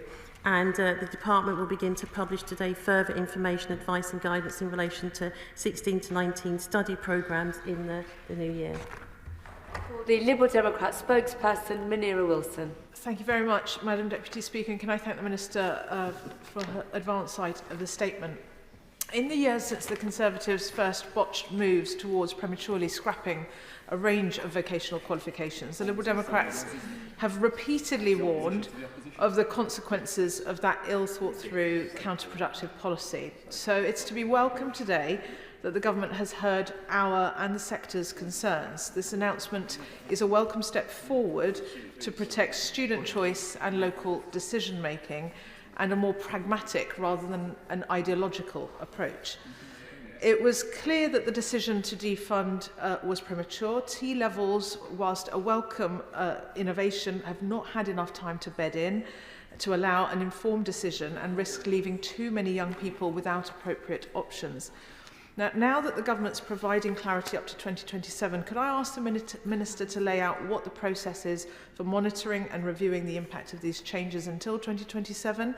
Can she lay out more clearly the timeline in greater detail for the longer-term curriculum and assessment review? Now, I have one particular area of concern in the statement, and that's around early years education. Research last year showed that rather than embracing the T-level in education in early years, students overwhelmingly opted for the overlapping qualifications earmarked for defunding. And now we're hearing that the Government is going to go ahead and proceed with that defunding. So given that reality, how does today's announcement square with the Government's focus on and rhetoric around prioritising early years? And how will the Government improve recruitment and training in that sector if it's not meeting students' needs where they are? And this is reflective, I think, this point, of a broader question on the announcement. What are the government's overarching guiding principles as to which courses will be funded and which will not? The rationale laid out by the Minister suggests that they're working very much on a case-by-case basis. But in the interest of the long-term stability and clarity, shouldn't the government be laying out its principles for how it will approach these decisions more strategically? And finally, Madam Deputy Speaker, as students are faced with a welcome range of post-16 options, and as we've heard, a confusing landscape, it's essential that they have excellent support in making these important decisions. How will the government ensure that all students have access to high-quality careers guidance? Thank you. I thank the honourable member for her many points that she has made, and for also acknowledging very much the pragmatic response. In relation to what she had mentioned around social care, it was very much recognised that the previous government was focusing not on social care, so therefore and childcare. So therefore, there were some areas there where we needed to relook at that and make sure there were level 3 and level 2 placements in place. She will be very aware that we are conducting the curriculum and assessment review that will very much this qualifications reform will very much be connected to that, which is the wider review, and that is likely to be published, will be made known next year. There are also various other ways in which the qualifications reform is being monitored in terms of the national audit as well. It is a process where we are reviewing this on an ongoing basis, as well as seeing where the uptake is from students. But we're very much looking at, and this is where Skills England will very much come into play, making sure that organisations and employers are very much involved in the types of training and courses that are available for young people, so that connection is very much there, and we'll be giving and following through with more detail in due course. Peter Swallow. Thank you, Madam Deputy Speaker. It is the season of Christmas, and the FE sector will look on the certainty that this statement provides as an early Christmas present. Last month, I visited Bracknell and Wokingham College, a fantastic FE provider in my constituency, where students are learning everything from green construction to nursing, electric car maintenance to career guidance, and showing the breadth of opportunities available through the FE sector. All skills, incidentally, that will underpin the government's missions. And that's vital because the FE sector does not just allow for breaking down barriers of opportunity, it's also a vehicle for growth. It supports the green skills we need in our economy, and it works across those missions to provide the skills necessary. Can I ask the Minister what more support the government can put in place for the FE sector, in particular around the difficult issue of pay settlements for FE teachers? Yeah, I thank my honourable friend for highlighting many of the areas. And of course, there is the situation with the FE teachers. And I can assure the member that we know the very important contribution of the sector, but pay is not currently set by the pay review bodies, including FE, and government does not set recommended pay in further education. With this said, my noble friend has full knowledge of the needs and the crucial role of the FE college sector. David Hines. Thank you, Madam Deputy Speaker. And her other noble friend, the distinguished Labour peer, Lord Sainsbury, conducted his landmark review of technical and vocational qualifications. He found that not only were those qualifications multitudinous and heavily overlapping, but had become, to a very large extent, divorced from the very sectors of industry that they were supposed to serve. Now, the overhanging qualifications reform is this massive power grab that the new government is carrying out, creating a body called Skills England and abolishing the independent institute which oversees technical education standards. Skills England isn't even a separate body at all, it's just part of the DFE management structure. With legislation going through Parliament, the Secretary of State will take to herself the power to oversee standards in technical education. I asked her this in Westminster Hall the other day. I'm going to ask it again today. That would not be acceptable for A-levels. How can it possibly be acceptable for T-levels? And what does that say about this government's commitment to parity of esteem? Minister. Well, I thank the honourable member for his question, and on the point that he has raised, I will ask my noble friend to get back to him on that. But Madam Deputy Speaker, may I correct that qualifications in agriculture, environmental and animal care, legal, finance and accounting, business and administration and creative and design will not be defunded before 2027, not 2024, as I said in the statement. Thank you. Okay, Jim Shannon. Madam Deputy Speaker, can I thank the Minister very much for her statement.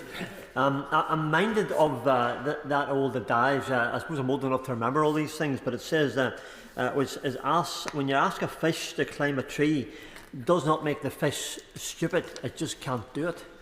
My concern with the qualification review is that we will not have the breadth of scale which allows for student choice and accessibility, and will try to pinpoint people into roles that they can't be successful in. So how can the Minister ensure that those gifted in academia will have that clear path, that those gifted with job skills will find their place as well, alongside and with those who are still searching for their calling and looking for wide subjects to keep many doors open for their future? Thank you so much. Minister. I thank the honourable member for his question.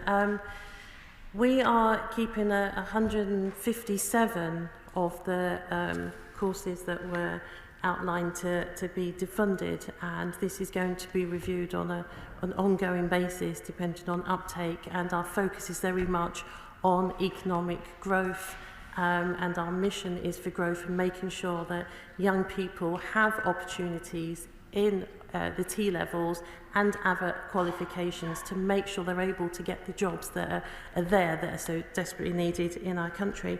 We are not removing the rules of combination, which means there's more variation for 16 to 19-year-olds. It should really support them in and give them more accessibility in the jobs that they wish to do in the future. That concludes that statement. I'll give the front bench a few moments to swap over.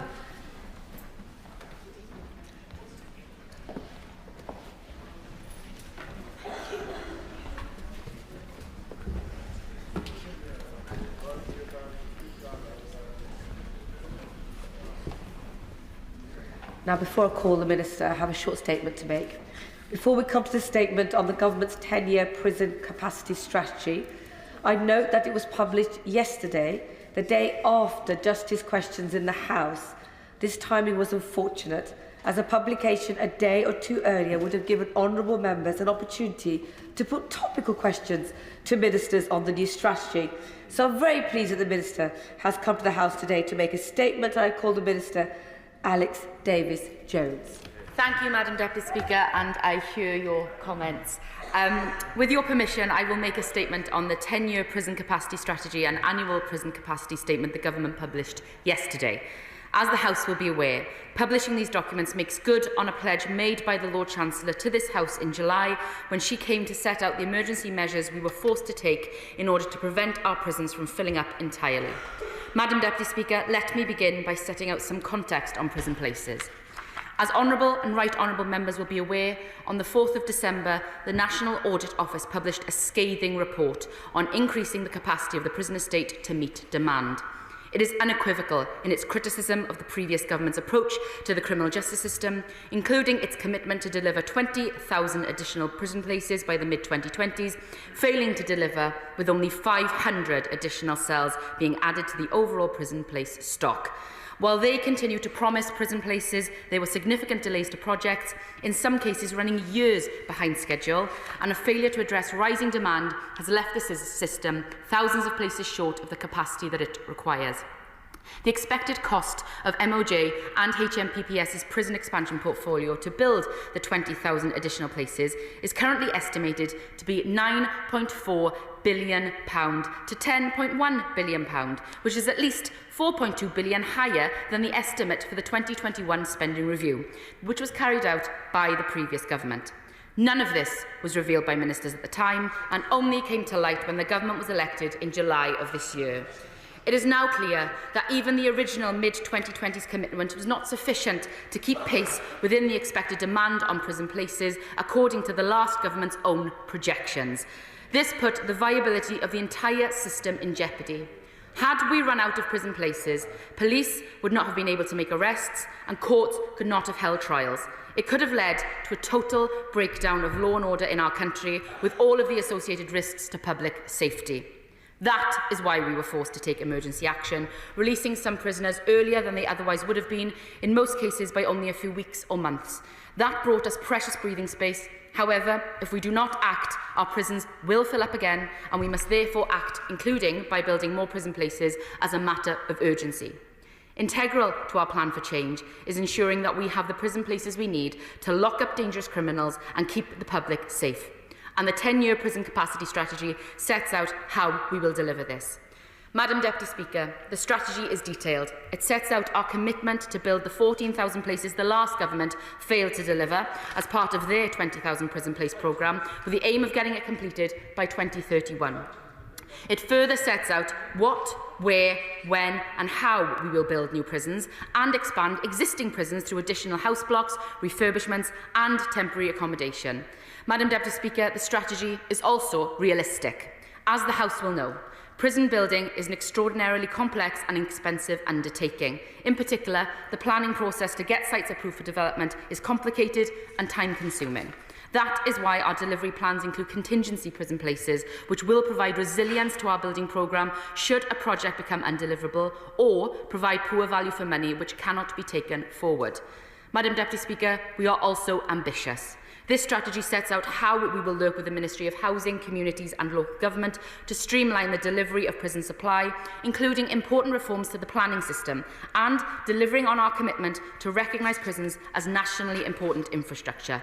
It is also this government's ambition to secure new land so that we are always ready should further prison builds be required in the future. And we are committed to improving transparency, now and in the future.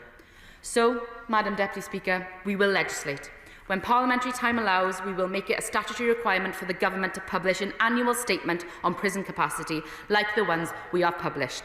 The annual statement will set out prison population projections, the department's plan for supply, and the current probation capacity position.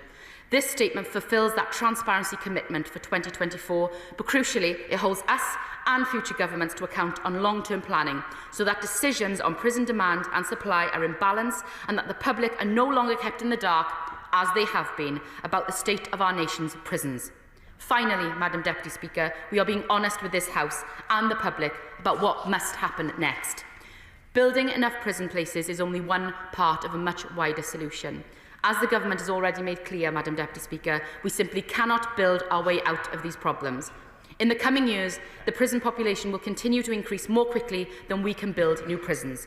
This is why, in October, we launched the Independent Sentencing Review, chaired by former Lord Chancellor David Gauke, alongside a panel of experts, including the former Lord Chief Justice Lord Burnett. It will take a bipartisan look at an issue that has, for far too long, been a political football punted about by both sides. The review's aim is to ensure that we are never, ever again left in a position where we have more prisoners than places available. It will help us to make sure that there is always a prison place for dangerous offenders, that prisons help offenders to turn their lives around, bring down reoffending rates so that there are fewer victims, and that we expand the range of punishments for use outside of prison. The review will make its recommendations in spring next year, and the government looks forward to responding as quickly as possible so that we can begin to implement any necessary policy changes urgently. Madam Deputy Speaker, when this government took office just 5 months ago, we inherited a prison system on the brink of collapse. Instead of dithering and delaying, we have taken the difficult decisions necessary to stop the criminal justice system from grinding to a halt altogether, which could have led to total collapse of law and order in our country. But this is not an overnight fix, and the journey ahead of us is long. This 10-year prison capacity strategy and annual statement, along with the independent sentencing review, are critical steps on that journey. The last government left our prisons in crisis. They put the public at risk of harm. We will fix them for good. We will keep the public safe, restore their confidence in the criminal justice system. And I commend this statement to the House. I call the Shadow Minister, Dr Kieran Mullen. Thank you, Madam Deputy Speaker, and can I thank the Minister for advance sight of her remarks, and can I thank you, Madam Deputy Speaker, for calling out what was quite an obvious attempt to avoid scrutiny this week, and thank also the Chair of the Justice Select Committee, who himself had to put in efforts to make sure we had a proper statement today. And I want to begin by being absolutely clear about one thing, Madam Deputy Speaker. The Labour Party think that spending the next few years talking about our record in government is going to stop this opposition from holding them to account. They are dead wrong. There will be no free passes for them on these benches, and it's already clear to the British public why they desperately want them, because they are floundering and they know it. And let me tell the Minister, I will happily spend all day comparing records of governments and inheritances. If Labour MPs and the Minister decry that they've had to release 5,500 prisoners early because of our record, well, let me tell them, the last Labour government didn't just release 5,500 prisoners early, Madam Deputy Speaker, it didn't even release 10,000 prisoners early. Madam Deputy Speaker, by the end of their time in office, Labour had released 80,000 prisoners early. 80,000. That was the state of the system when they were in charge. And that doesn't even include the systematic erosion of the punishment element of our justice system brought about by their introduction of blanket halfway release for essentially the entire prison population. They didn't call it early release, but that is what the British public know it is. That was the record of the Labour government that we had to try and turn around, Madam Deputy Speaker. I'm proud of the fact that we began to unpick that by reducing early release from halfway to two-thirds for the most serious offenders. I'm proud of the fact that we introduced a whole life tariff for premeditated child murder and increased maximum sentences for child abusers and others. And let's be absolutely clear about the root cause of the problem we are facing now. The fundamental issue is one of a spike in the remand population.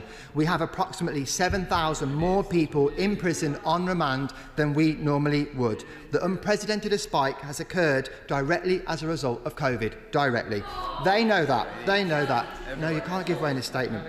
In fact, prior to COVID, we had got the Crown Court backlog down lower than it had been under the last Labour government. Another record we can be proud of. To try and tackle that, we increased sitting days and introduced Nightingale courts, and contrary to what the government has said, we were clear that we would carry on doing everything possible to bring that number down. We did not and would not have refused extra sitting days to the judiciary, as this government has done. We had agreed a floor on sitting days, not a cap, and negotiations were ongoing. If the judiciary had come to us and asked for more sitting days, we would have responded to that, not told them no, which is what this Labour government has done. And in the prison population estimates that sit alongside this plan is the proof that they truly have already given up on fixing this problem. Because not only do their projections not target bringing the remand population down, Madam Deputy Speaker, they project it going up. That means more victims waiting for trials and more prisoners being released early. We should be building more prison spaces, and actually under our leadership we increased prison capacity at the fastest rate in living memory, but not so we can accommodate more people on remand, but so that we can go even further in ensuring offenders are properly punished and victims get justice. They want to talk about 14 years, Madam Deputy Speaker. Well, I'm afraid this plan leaves me asking, what have they been doing for 14 years? They came into office telling the British public they had it all worked out. What have they done on sentencing? Ask somebody else to do a review. What have they done on how we prosecute murder? Ask someone else to do a review. What ideas have they come in with tackling the court backlog? Absolutely none. And today, as the Minister knows, we've simply had a re-announcement of our planned prison building programme. 4 new prisons, all of which were already announced or underway before Labour took office. This is not a bold new strategy, it's a continuation of work started under the Conservative government. So, of course, there are some important questions for the Minister. Firstly, given that we had not done so, why have they now refused additional Crown Court sitting days to the judiciary? Yep. Secondly, why do their prison population figures project an increase in the remand population? Thirdly, given they are committed to building more prison spaces, whatever the sentencing review says, because they will decide that, they cannot park responsibility to an independent review, does she commit to continuing our programme of increasing the amount of time the most serious offenders stay in prison? And fourth, missing from the prison population figures is any transparency at all about the number of foreign offenders. What are their estimates for the foreign offender population in our prisons in future years? Madam Deputy Speaker, they blame us for their early release when it was nothing compared to the scale of early release they themselves oversaw when they were last in office. They released prisoners they shouldn't have done. They botched the legislation and have to come back to this House to correct it. They let people without tags that should be tagged, and they give up on fixing the fundamental issue of the remand population. Madam Deputy Speaker, the Leader Opposition has said that we didn't get everything right in government. She knows there are no easy answers to these challenges, only trade-offs. But this government is making it clearer and clearer how not to do it. And we on these benches are going to be there every step of the way to know the British public know exactly that. Minister. Well, Madam Deputy Speaker, yet again, zero humility from the people who put us in this crisis. Absolutely staggering to think that that is what you want to tell the British people. No apology for the crisis you left us. When we took office in July, we were just days away from a complete collapse of our criminal justice system because of the inheritance that we received from that previous government. The fact of the matter is, Madam Deputy Speaker, this government is taking action. We have increased Crown Court sitting days, 500 more Crown Court sitting days to ensure that we have the capacity within the system. Magistrate sentencing powers increased from 6 to 12 months, freeing up 2,000 more in the Crown Court. And he mentions foreign national offenders. I'm glad that he mentions foreign national offenders because, like him, I believe that we need to be doing more to deport foreign national offenders in our jails. But there is a difference between him and me because this government is actually doing something about it. Less rhetoric, more action, Madam Deputy Speaker. This government is on track to deport more foreign nationals from our prisons than at any time in our recent history. Since coming into office, this government has deported more than 1,500 foreign national offenders than this time last year, when, who was it who was the Immigration Minister? Oh, that's right, Madam Deputy Speaker. It was none other than the Shadow Secretary of State for Justice himself. So, if it was that easy, why didn't you do it after 14 years in government? This government is taking action to ensure that we do have a criminal justice system fit for purpose. Select Committee Chair Andy Slaughter. Thank you very much, Madam Deputy Speaker. Can I welcome the prison capacity strategy? Given the crumbling condition of much of the prison estate, it's right that the government is pressing ahead with the delivery of modern prisons. Can I also welcome the explicit link of this strategy to the independent sentencing review and the recognition that without changes to sentencing policy, prisons could be full again in a year's time, extending early release? But does the Minister agree that long-term reduction in prisoner numbers that best protects the public requires a strategy for rehabilitation and to reduce reoffending? When will the government share its proposals for achieving that? Minister. I thank the questions from my friend, the Chair of the Justice Select Committee. I'm aware the Lord Chancellor is due to give evidence ahead of the committee next week, and I'm sure she will outline more of these steps in detail. But as we have published today in our capacity going forward on prison, building these more prisons, this is just one step in our plan. We need every single element of our justice system to be working, and that includes this independent sentencing review. We look forward to the recommendations coming forward next year so we can take that forward so that we never have to be in this position again. And we look forward to setting out our plans in due course. Liberal Democrat spokesperson Josh Babarinde.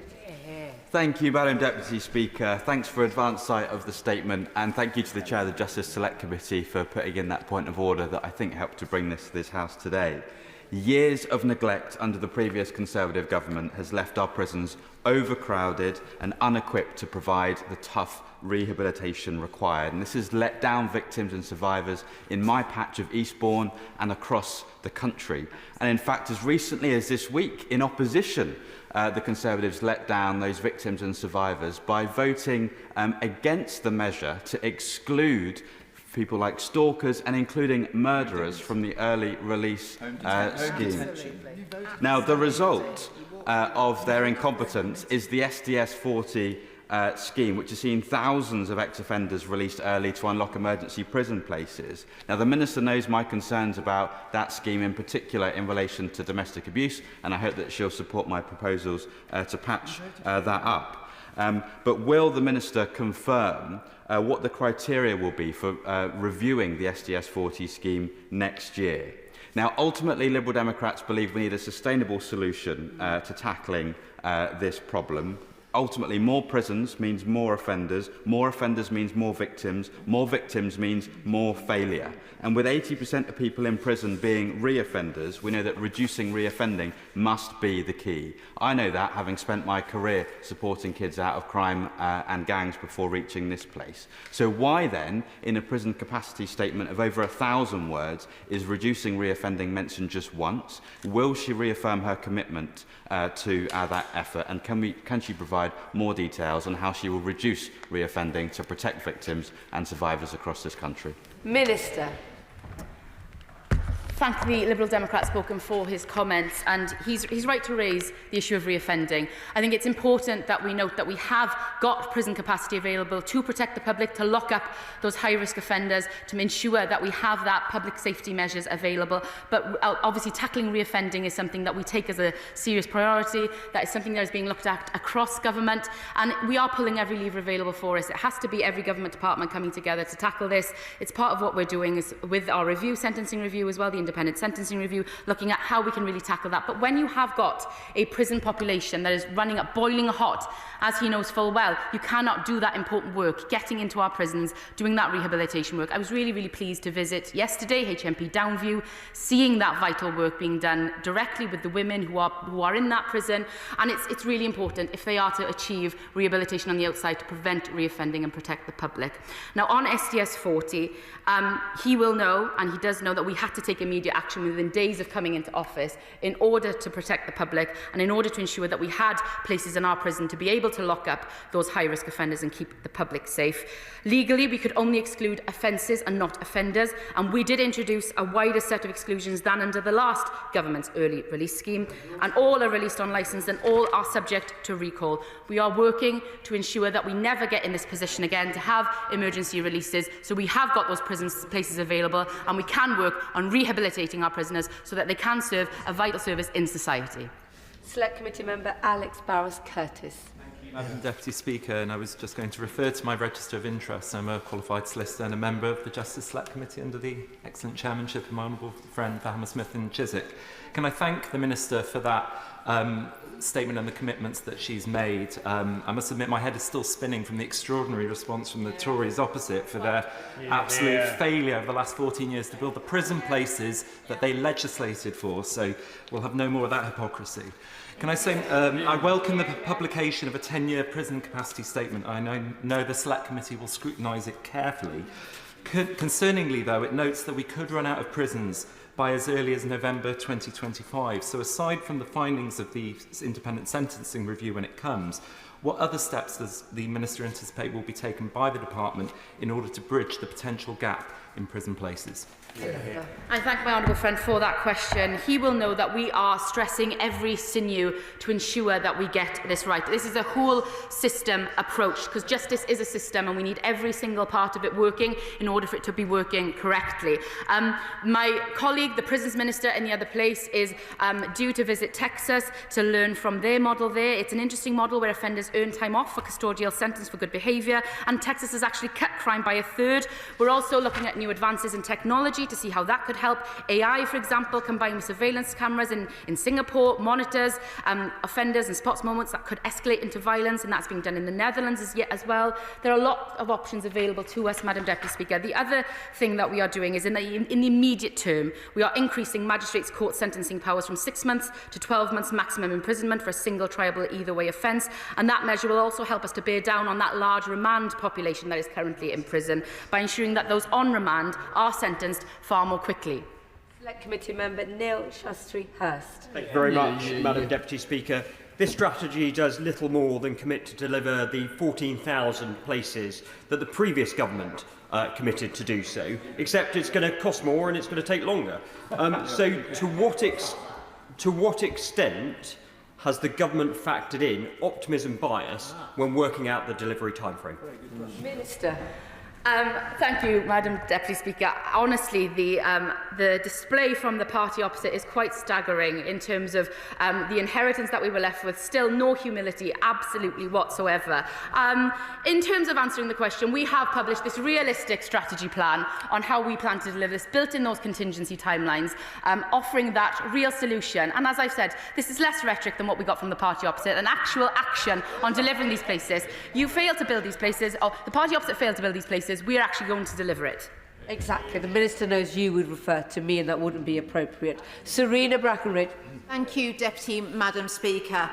The previous Conservative government's dereliction of duty failed to deliver 20,000 promised prison places and exposes their hypocrisy of any claims to be the party of law and order. I welcome this new government's 10-year prison capacity statement. And does the Minister agree that publishing an annual statement on prison places will allow transparency, accountability and affirm that we are the party of law and order? Couldn't agree more, Madam Deputy Speaker. This party is being honest with the public about the state of the situation that we have inherited. We are publishing our plan to be transparent about how we will deliver on this, and we will commit to doing that annually to ensure that the public are never again left in the dark about the state of our prisons. Neil O'Brien. Madam Deputy Speaker, since the early release policy introduced by this government was brought in, we've seen criminals who should be in jail out on the streets enjoying themselves with champagne, and one even thanking the Prime Minister personally. It would be much better, instead of letting these dangerous people out of jail, to be sorting out the remand backlog and the 7,000 increase in the number of prison places taken up by people on remand. Instead, the government is capping the number of sitting days. Will the Minister say to the House, she says that the number of sitting days is adequate. At what point will the number of prisoners in our jails waiting on remand be returned to the pre-pandemic level? What is the date by which this will be achieved? Madam Deputy Speaker, I've outlined the issues we are taking to tackle the remand population in our prisons. This is exactly we are dealing with the inheritance that we received from the previous government. We have increased Crown Court sitting days. We've taken action to increase sentencing powers in our magistrates' courts. We will publish our plans in due course. We are being transparent with the House. The Lord Chancellor is in front of the Select Committee next week, and I'm sure we'll be happy to answer these questions then. Peter Swallow. Thank you, Madam Deputy Speaker. And I have to say, having listened to some of the contributions from the party opposite, I cannot quite believe my ears. Coming to this place and suggesting that they should be proud of leaving this government a justice system with only fewer than 100 places in men's prisons across England and Wales. So can I ask my honourable friend, would not a better response to your to the statement have been much simpler? A one-word answer: sorry. Minister. Well, my honourable friend hits the nail on the head. It seems sorry seems to be the hardest word for the party opposite here. This government, however, has started as it means to go on, and that is why within the first 6 months of appointment we have already delivered nearly 500 places and pledged to continue building the remaining places of that 20,000 prison building programme. We've also launched the independent sentencing review in parallel with our 10-year prison capacity strategy, and that review will ensure that sentences deliver better outcomes for prisoners, protect the public, and we will always have the space to lock up dangerous offenders. Damien Hines. Thank you, Madam Deputy Speaker. She likes to talk about inheritances. If she checks the record, she will discover that prison overcrowding was higher in 2008, in 2009 and in 2010 than it was in 2024. It is true that we brought back longer sentences for the worst offenders. That was the right thing to do. It is also true, Madam Deputy Speaker, that crime came down. Now, there are two enormous areas that she needs to work on, continue to work on, I should say, from the work we were doing in government. One is the population on remand and the length of time people are spending on remand. The other is at a different point in the sense, the length of time that people are waiting for a parole board hearing. But we do need more capacity to replace the older capacity to newer prisons which are more conducive to rehabilitation and getting people onto a stable path and into work. So I welcome her continuing with the previous government's programme. I just hope that it's more successful this time than when Gordon Brown's government tried to build the Titan prisons, which, if they had been built, we wouldn't be having this conversation at all. Minister. Can I thank the right honourable gentleman for his question? I believe he was the prisons minister in the previous government, so he will know all too well the impact that this has had on the situation, yet failed to build the amount of prison places that we need. Yet no apology yet again for the British public about the crisis that we have inherited. We need a resilient and functioning prison estate to ensure that prisoners have that opportunity to be rehabilitated, as he mentioned. We are tackling our remand population by ensuring that we are increasing magistrate sentencing powers. We are building those new prison places that he actions. As I've mentioned, we are taking the action. We are delivering on our promises that the previous government failed to deliver. Paul Kohler. Madam Deputy Speaker, the Minister is aware of my view that it's folly to build new prisons to increase capacity. All you'll do is get more prisoners, more overcrowding. It's a supply-led industry. But can I ask a different question, Madam Deputy Speaker? Can I ask the Minister to confirm what new ideas will be incorporated in these new prisons? Because rehabilitation, not incarceration, is the key to addressing criminality. The honourable gentleman makes a valid point. We cannot build our way out of this problem, and the prison population will only continue to increase more quickly than we can build new prisons, and that is why the 10-year prison capacity strategy is just one part of that prolonged solution. The second part is the independent sentencing review, which we've already outlined, but also focusing on preventing reoffending is crucial to this government's mission to build safer streets. For example, this government has committed to halving the prevalence of violence against women and girls and knife crime within a decade. I will be working closely with ministers across government to ensure that we deliver on those bold ambitions. That is the end of that statement. I'll give the front bench a few moments to swap over.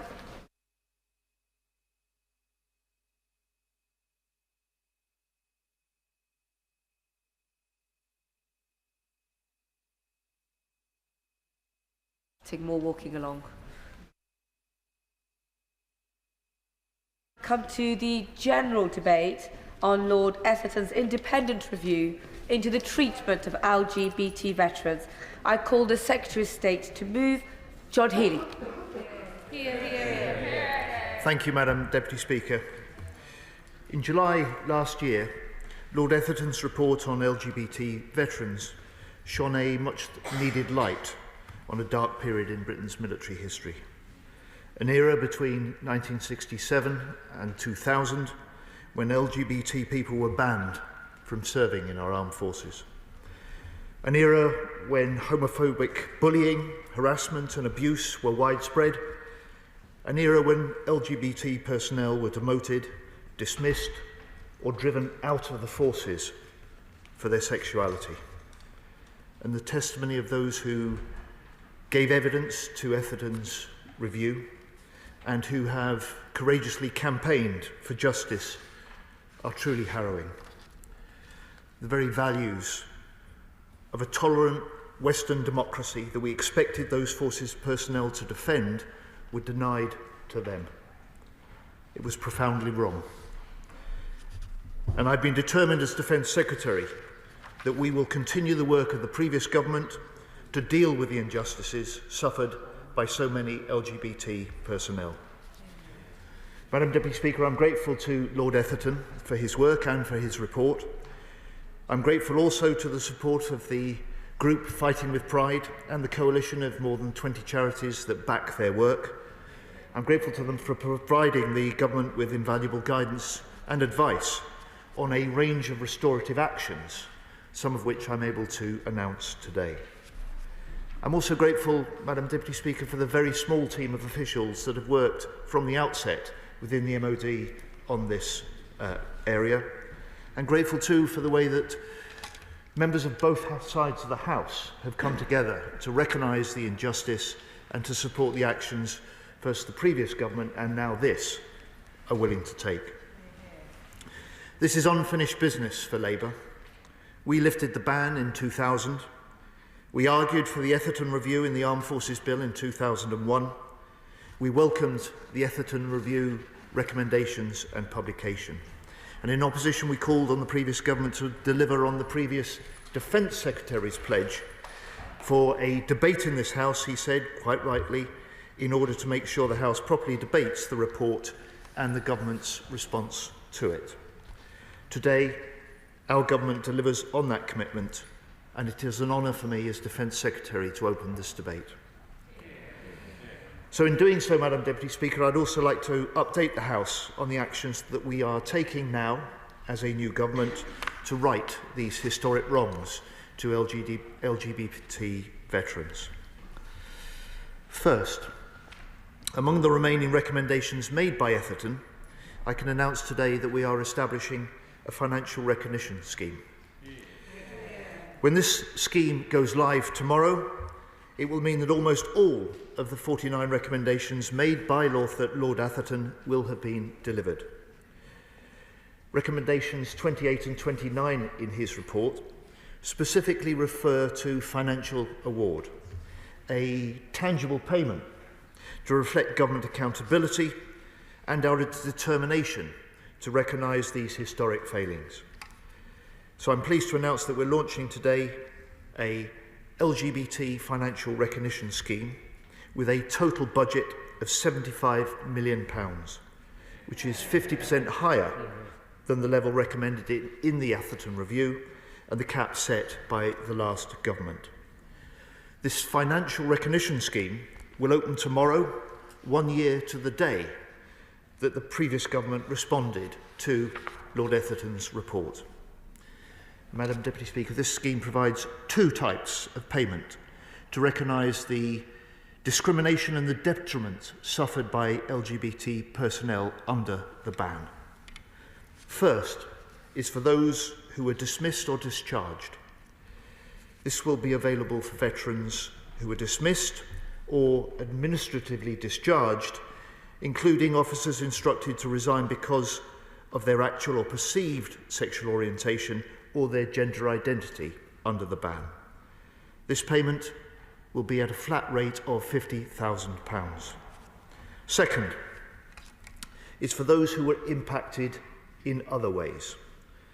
This LGBT impact payment is open to all those who experienced pain and suffering under the ban, including harassment, intrusive investigations, and indeed, in some cases, imprisonment.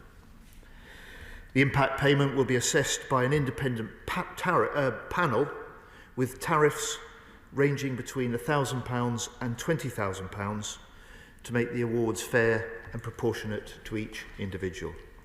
And these two payments will run concurrently as part of a single financial recognition scheme.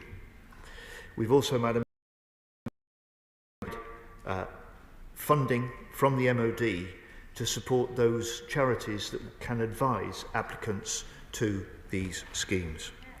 And as a result of the additional funding that we've allocated, payments can reach up to a maximum of £70,000 for those who were most impacted, most hurt, and who qualify for both awards. The scheme will remain open for 2 years, and applications for payments from the scheme from terminally ill veterans will be prioritised. Madam Deputy Speaker, all payments from both schemes will be exempt from income tax and will not affect benefits that applicants may receive. It will open tomorrow morning. Fuller details will be online at that point. And Madam Deputy Speaker, our decision to listen to the views expressed on the last government's plans to uplift the value of this scheme, to deliver it within 1 year of the recommendations being accepted, I hope demonstrates our profound regret and our determination to do right by our LGBT personnel. But there are 3 additional important restorative announcements I also can make today. First, for those who were administratively discharged based on their actual or perceived sexual orientation, will be able to apply to get their records set straight. As a result of the ban, will be shown as the reason. As a result, the ban will be shown as the reason for their discharge, finally removing any blame or dishonour on their record from those who have served. Second, we will restore to the ranks of veterans who've had. We will restore the ranks of veterans who've had them reduced as a result of the ban, ensuring that they regain the rank they rightfully earned in service. And third, while not within the scope of Lord Etherton's review, which of course covered the ban between 1967 and 2000, we also want to acknowledge that any LGBT veterans who served before 1967 and who may have suffered under the ban. So we're taking further action to recognise their service and their contribution. As a result, these veterans can now apply to have their administrative discharges qualified, their rank restored if it had been reduced, certificates of service reissued, and former officers may also apply to have their service details published in the Gazette as part of the official record. Madam Deputy Speaker, working on these restorative measures, meeting affected veterans has not been easy, but it has also shown me how much progress our modern armed forces are making. There has been a change in culture, there has been a change in prevailing attitudes, and Britain's military today is more inclusive and more tolerant than in the past. Each of the services has held presentation ceremonies to welcome LGBT veterans back into the family where they have always belonged. And whilst there has been change and there has been progress, there is no place for prejudice in the modern armed forces. And we still have more to do to reinforce zero tolerance of any discrimination or abuse anywhere in defence. Would my right honourable friend give way? I would, of course. Thank you very much. I do appreciate it. I have a constituent who is not a member of the armed forces, but was a member of the Secret Service. And he lost his job in the 1980s because he was gay. And there is no compensation for him at the moment. I suspect this may not be the responsibility of my right honourable friend, but does he not agree with me that there should be parity of treatment across the forces? We rely on our Secret Service as much as we do our armed forces, and surely what's fair for them should be also fair for those who have given their time and risked their lives in the service of our country. Well, my right honourable friend makes the powerful point that discrimination, harassment, systematic, in some cases, abuse is not confined and has not been confined in the past to the military. It's a concern that has been raised by civilians at times within the wider defence field, and I and the ministers in this team are as concerned about that as in the military. But I think she'll appreciate we ask those who put on the uniform for our country to take on a very special role, to step forward, to be willing to give their lives to defend the rest of us. And when those very basic values that they fight for, that our country stands for, are denied to them as part of their service, then that is a deep injustice for which Lord Etherton's report gives us the basis to recognise and restore. And that's the focus of my concern in this debate. Madam Deputy Speaker, in September, the Minister for Veterans and People and I were proud also to present the first Etherton ribbons to veterans as a way of acknowledging the mistreatment of those affected by the ban. So finally, as I draw to a close, Madam Deputy Speaker, this government is delivering for defence, it is delivering for LGBT veterans. I'm grateful to my right honourable friend because I'm intervening because I've got to chair Westminster Hall in an hour's time and I can't take part in this debate. But my constituent not only lost his career in the Royal Air Force, but the abuse that he was subjected to when he was arrested, constant internal examinations. He was beaten, he was kicked, he was spat at, he was marched across the parade ground to his billet, and his personal belongings were gone through. The humiliation that they went through, was this sanctioned by the Ministry of Defence at the time? Who sanctioned it? Was it senior officers, or was it these individuals at the time working on their own? Because they were just sadistic animals towards my constituent, and something needs to be done to investigate that. Well, my honourable friend has been one of the most consistent, most forceful voices for this historic abuse and the demands now for the government to provide some justice. I don't know whether his constituent, and he's raised that case in this House before over recent years, gave evidence to the Etherton Commission.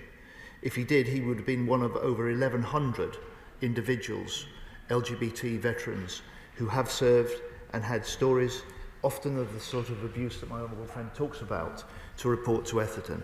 It's based on that experience that Etherton made his recommendations. It's based on those recommendations that we make these announcements today, and it is from tomorrow that we will open the scheme to start assessing and then making payments that recognise that injustice. I'll give way and then I'll give way over there.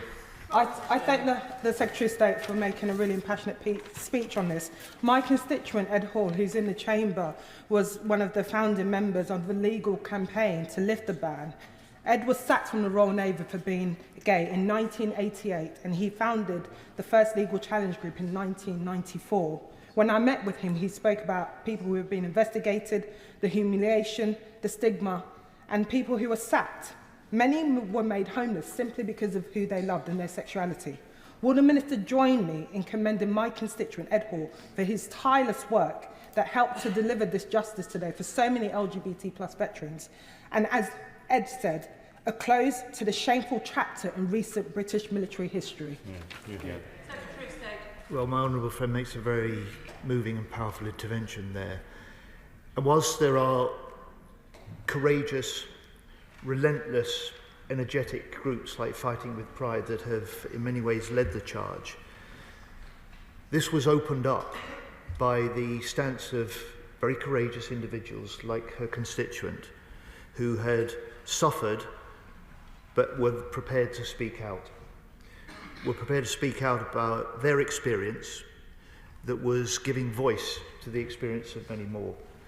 And the whole history of social change and progress in our country is based on brave individuals at the outset that won't stand for injustice, won't stand for that sort of harassment, will speak out and start the movement then that can bring pressure on governments and others to change. And so the case that she cites stands for a number of LGBT veterans, people who served this country and were not served well by our military at that time. And I hope her constituent and her constituent's family will welcome the announcement we're able to make today, and I hope that they will be able to take advantage of the schemes that we open up tomorrow. I give way. I'm grateful for the Secretary of State giving way, and I welcome the tone and tenor of his statement today. But I wonder if he could assist the House in setting out the steps the government intends to take to ensure the reliability of gathering data as to the size of the cohort who will be affected by this and may be entitled to the compensation scheme. Secretary of State. Well, Madam Deputy Speaker, the honourable gentleman makes a very sensible point, and the Shadow Defence Secretary will know, because he and his colleagues started this work before the election, that one of the, I would argue, the strengths of the announcement and the scheme we're able to put in place today is based on the very close work that we've done with veterans groups, with Fighting with Pride, as well as the work we've done to with historians and those who have access to records to make our best assessment of the number of veterans that may be affected, may be entitled, and may therefore want to take advantage of these financial recognition schemes. So we've set the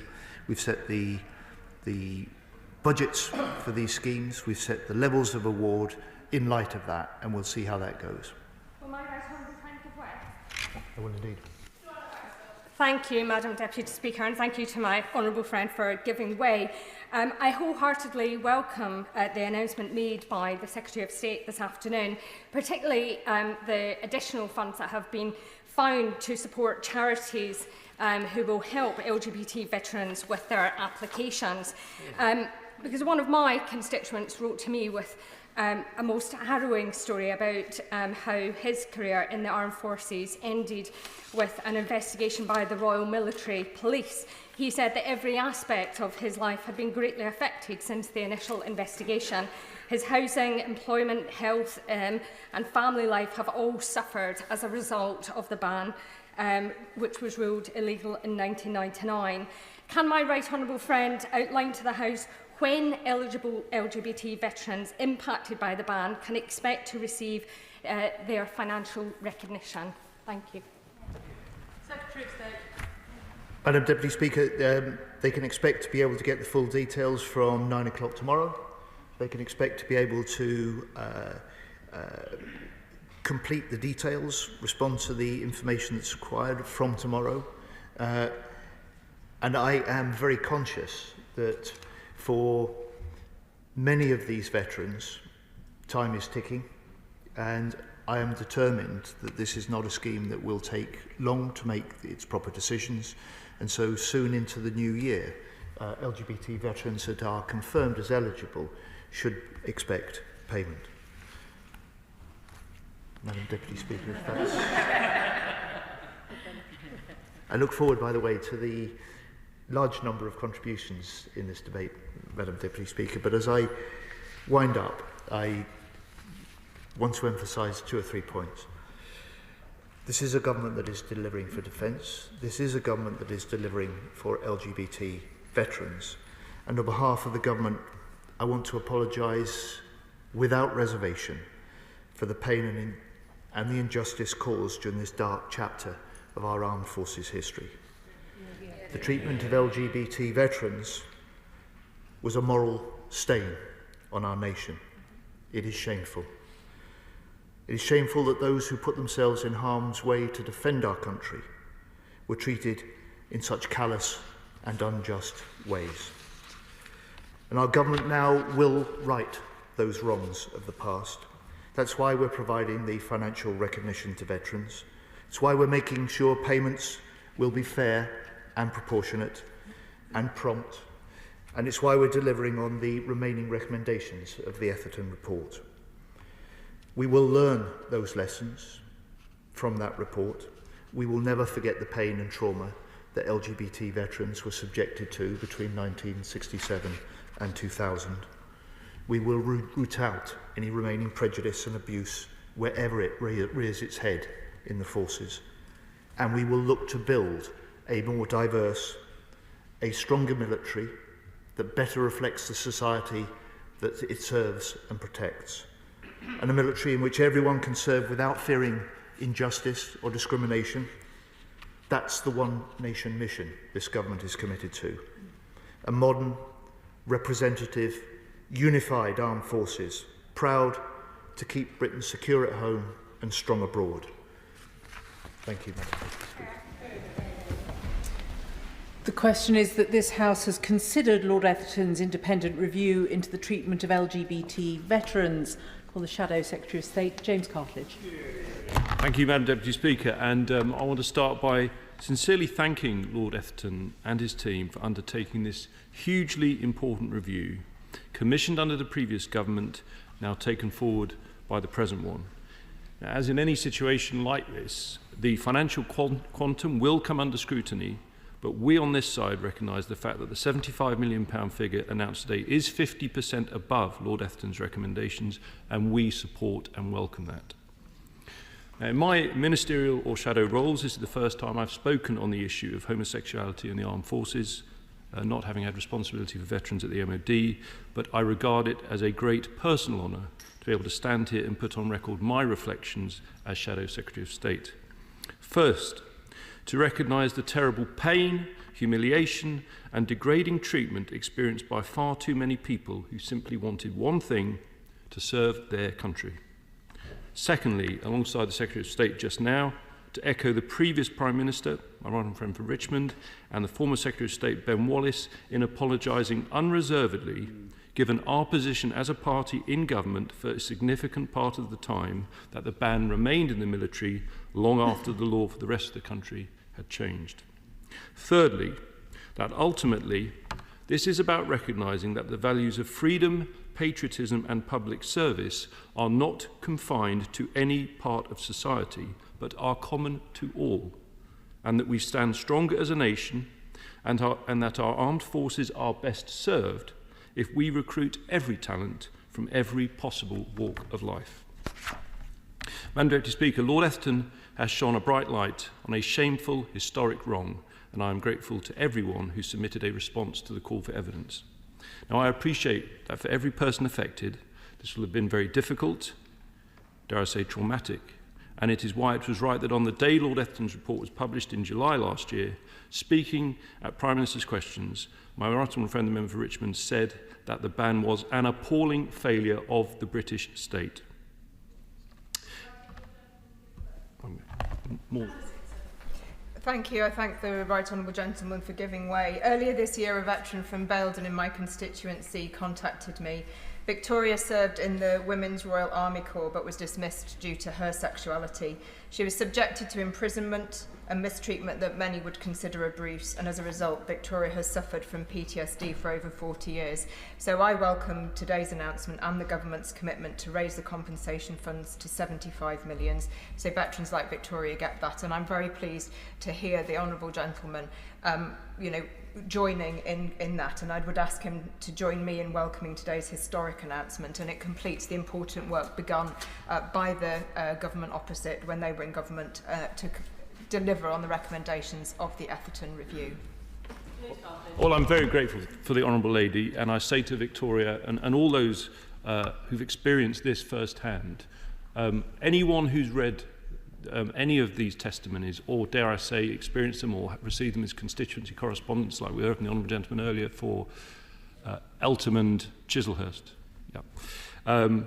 They are harrowing. They are harrowing to read. They must have been horrific to experience, and they are the people we have at the front of our mind as we debate this subject today. But I do agree with her. We welcome what the government has announced today, because as the report makes abundantly clear, the ban on LGBT people serving in the military saw brave service personnel face awful sexual abuse, violence, harassment and bullying. Lord Etherton's report also found that invasive investigations undertaken into individual sexuality caused long-lasting and severe impacts for some. The report found many veterans subjected to the ban developed mental health issues, including PTSD, experienced difficulty with their employment, finances, and, as we heard earlier, homelessness. Found it hard to form long-term relationships due to shame and trust issues, and perhaps inevitably some turned to alcohol and drugs. Compounding this, due to an absence of transition support, many veterans felt isolated, and tragically the stress caused by the ban means that we have lost LGBT veterans to suicide, and others have contemplated it. Now, Madam Deputy Speaker, meeting campaigners, I was struck by one particularly powerful point, that what they want most of all is to feel a full and equal part of today's veterans' family. And as a House, I know we speak with one voice in saying to everyone affected, you are as much a veteran as anyone else who has served this country. Now, whilst even the financial packages announced today will not of themselves undo the past, it now means that both parties in government have taken significant steps to deliver redress. Important progress has been made in recent years to improve the experience of LGBT personnel, particularly in terms of training. And the Home Office's disregard and pardon scheme was also set up to ensure those who received a conviction for same-sex sexual offences can have that conviction wiped. And the Office of Veterans Affairs awarded £250,000 last year to LGBT organisations to provide support services for impacted veterans, and this was on top of the £45,000 provided in 2022 to help organisations gather evidence for this review that we're debating today. Obviously, in office, we launched the Etherton Review and accepted the intent behind each and every single one of Lord Etherton's recommendations. We were committed to implementing them in good time, we set deadlines and we made good progress, and will support the government as it concludes that work.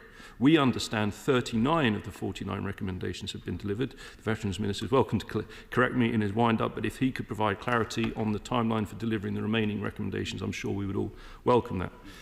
And I know from all the work my right honourable friend for South West Wiltshire, the previous Veterans Minister, put into this, that it was never going to be straightforward coming up with a deliverable package of financial compensation.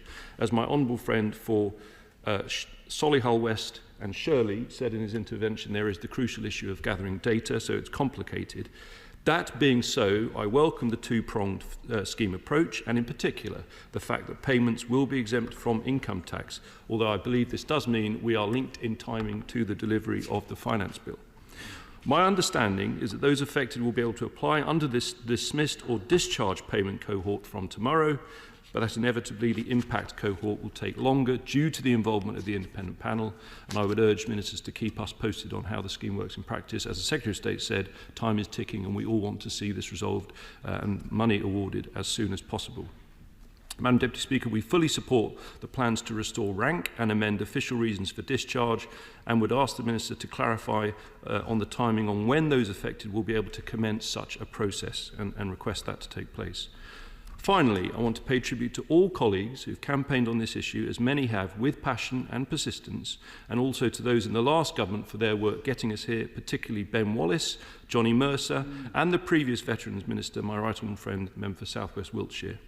And finally, and in particular, I'd like to pay tribute to Craig Jones, Caroline Page and Ed Hall of Fighting with Pride for their extraordinary effort to campaign, raise awareness and deliver this change. They have helped to ensure that a tangible righting of a deep wrong is now happening in practice, underscoring the equal place for people of all backgrounds in our veterans community and in our armed forces. Members will be able to see that there are a large number wishing to contribute to a very important debate this afternoon. I have no plans as yet to put a time limit on, but perhaps members might be respectful with the number of interventions they take. Chris Ward. Thank you, Madam Deputy Speaker. Can I warmly welcome the debate today? And can I also thank the Defence Secretary and the Veterans Minister for the way they've gone about this. Working with LGBT veterans, building on the work of the previous government, and working with charities such as Fighting with Pride. I know the Defence Secretary and the Veterans Minister care deeply about this. The Defence Secretary rightly said this was unfinished business for Labour, and the Veterans Minister assured me when I first raised this with him many months ago that this will be up and running by the end of the year. So we can put that under the promises kept part of the government's record, and I'm very grateful for that. But, Madam Deputy Speaker, this is a profound injustice, a moral stain on the nation, as the Defence Secretary rightly said a few moments ago. Thousands of servicemen and women over many decades were interrogated, persecuted and punished for their sexuality. People who only wanted to serve our nation, but were let down by them in the most profound way. People like a constituent of mine in Brighton, Kemp Town and Peacehaven, who told me that he felt, and I quote, washed in shame at the way he was discharged, imprisoned and discarded by the RAF, despite his exemplary service record. Now, there are thousands more veterans who fall into that bracket, some of whom we've already heard about this afternoon and hopefully we'll hear more about. These people who lost their career, their pay, their pension, and often their family and their friends, but also their sense of self. I think the opposition spokesperson said this as well, a sense of self, of value, of belonging. And the emotional, psychological and physical impact of this is still being understood as we go through it. And Madam Deputy Speaker, that's the central point of this debate today and the injustice we face. How do we ever go about rectifying something on such a scale? Harder still, how do we put a value on it and a process around it? So I want to thank Lord Etherton for all his work over this over many years, and to recognise that the Veterans Secretary and the Defence Secretary have worked incredibly hard building on the last government to deliver this. The financial recognition scheme set up tomorrow is hugely welcome. I know that will be welcomed by veterans in my constituency and across the country. I will be trying to do everything I can to encourage the many LGBT veterans in my constituency to apply for it. I hope other members will, and I know the Defence Secretary will. I also welcome the increase in funding that's been allocated. A 50% increase is not insignificant. It's a significant commitment from this government, and I welcome it. I also welcome the creation of two clear funding schemes. First, for those with formal discharge and dismissal, but second, and really importantly, for many who never suffered that, but suffered much wider loss, emotional, financial and physical, that many members have spoken about.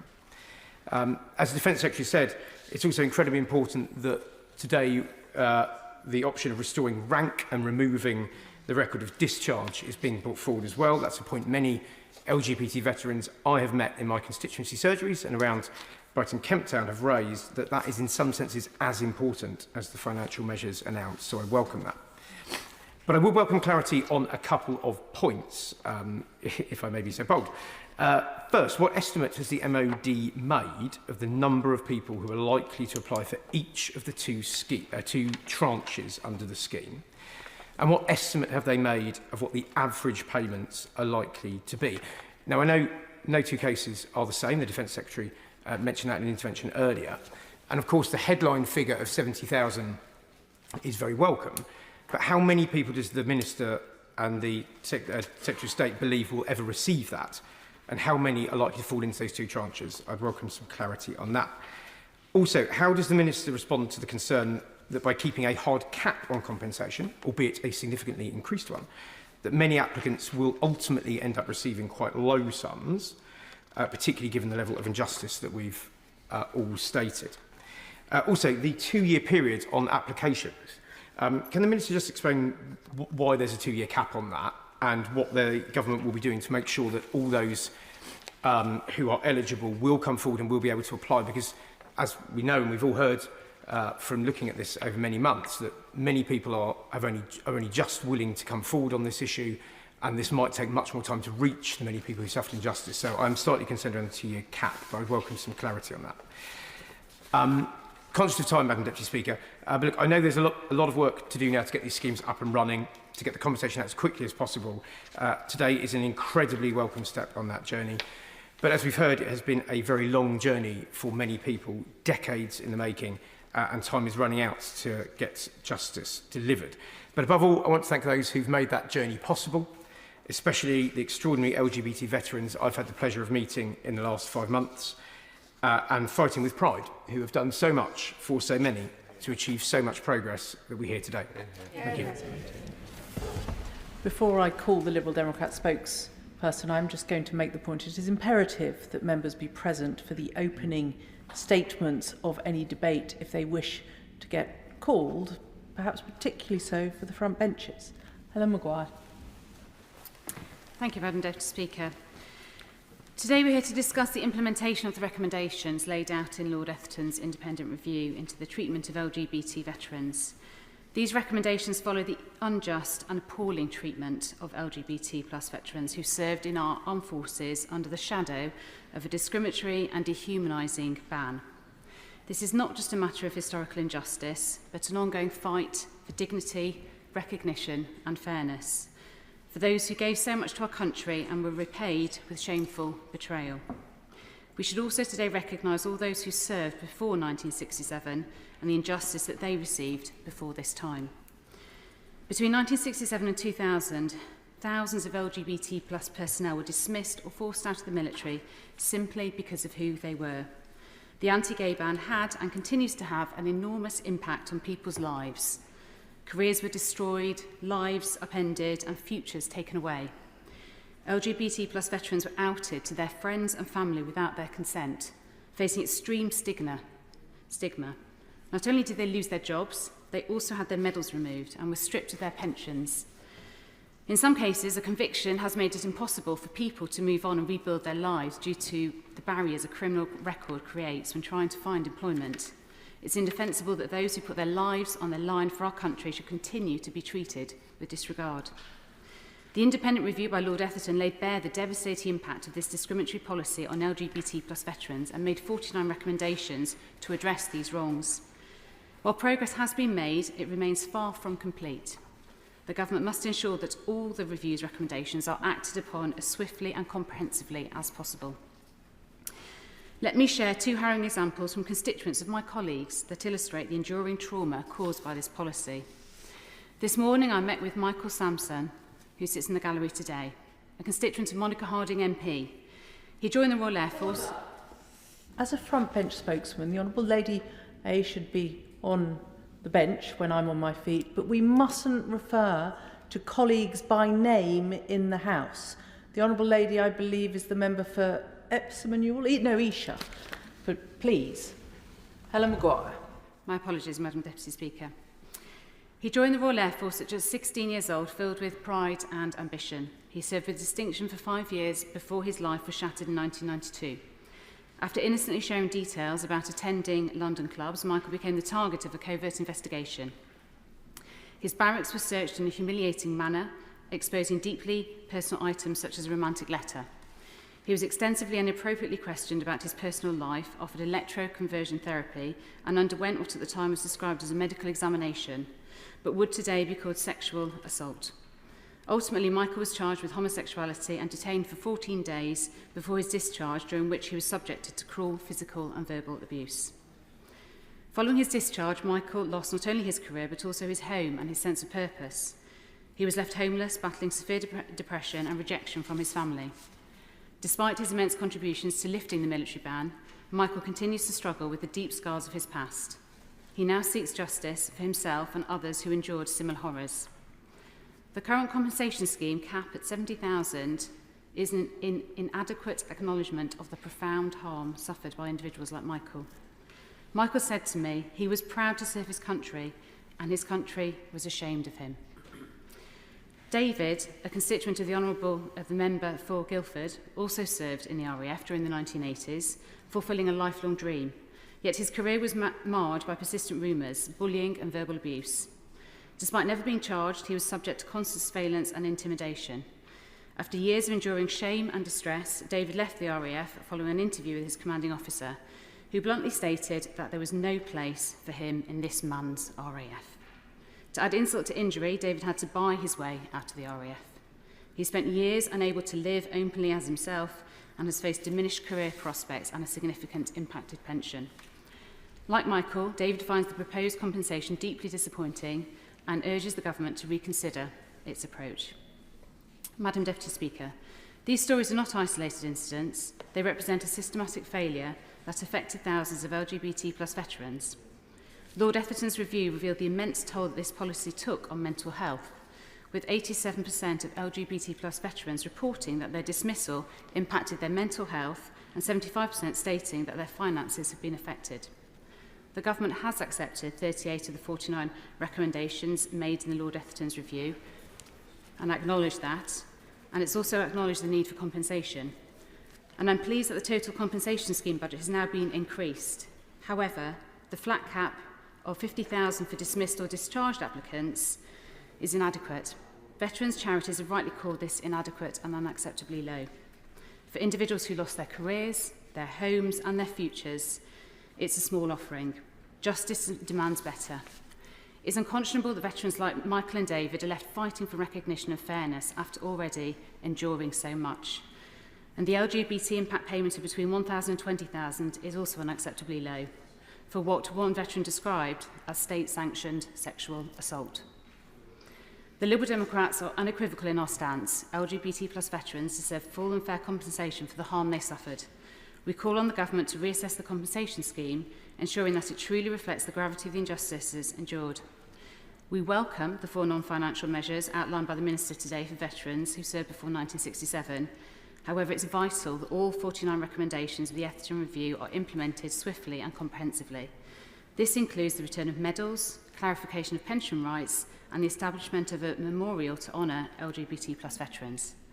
Justice delayed is justice denied, and the government must expedite support for elderly or ill veterans, such as Joe Usalis, who served with distinction for 18 years but now fears he may die before seeing justice. Joe deserves to have suitable compensation swiftly.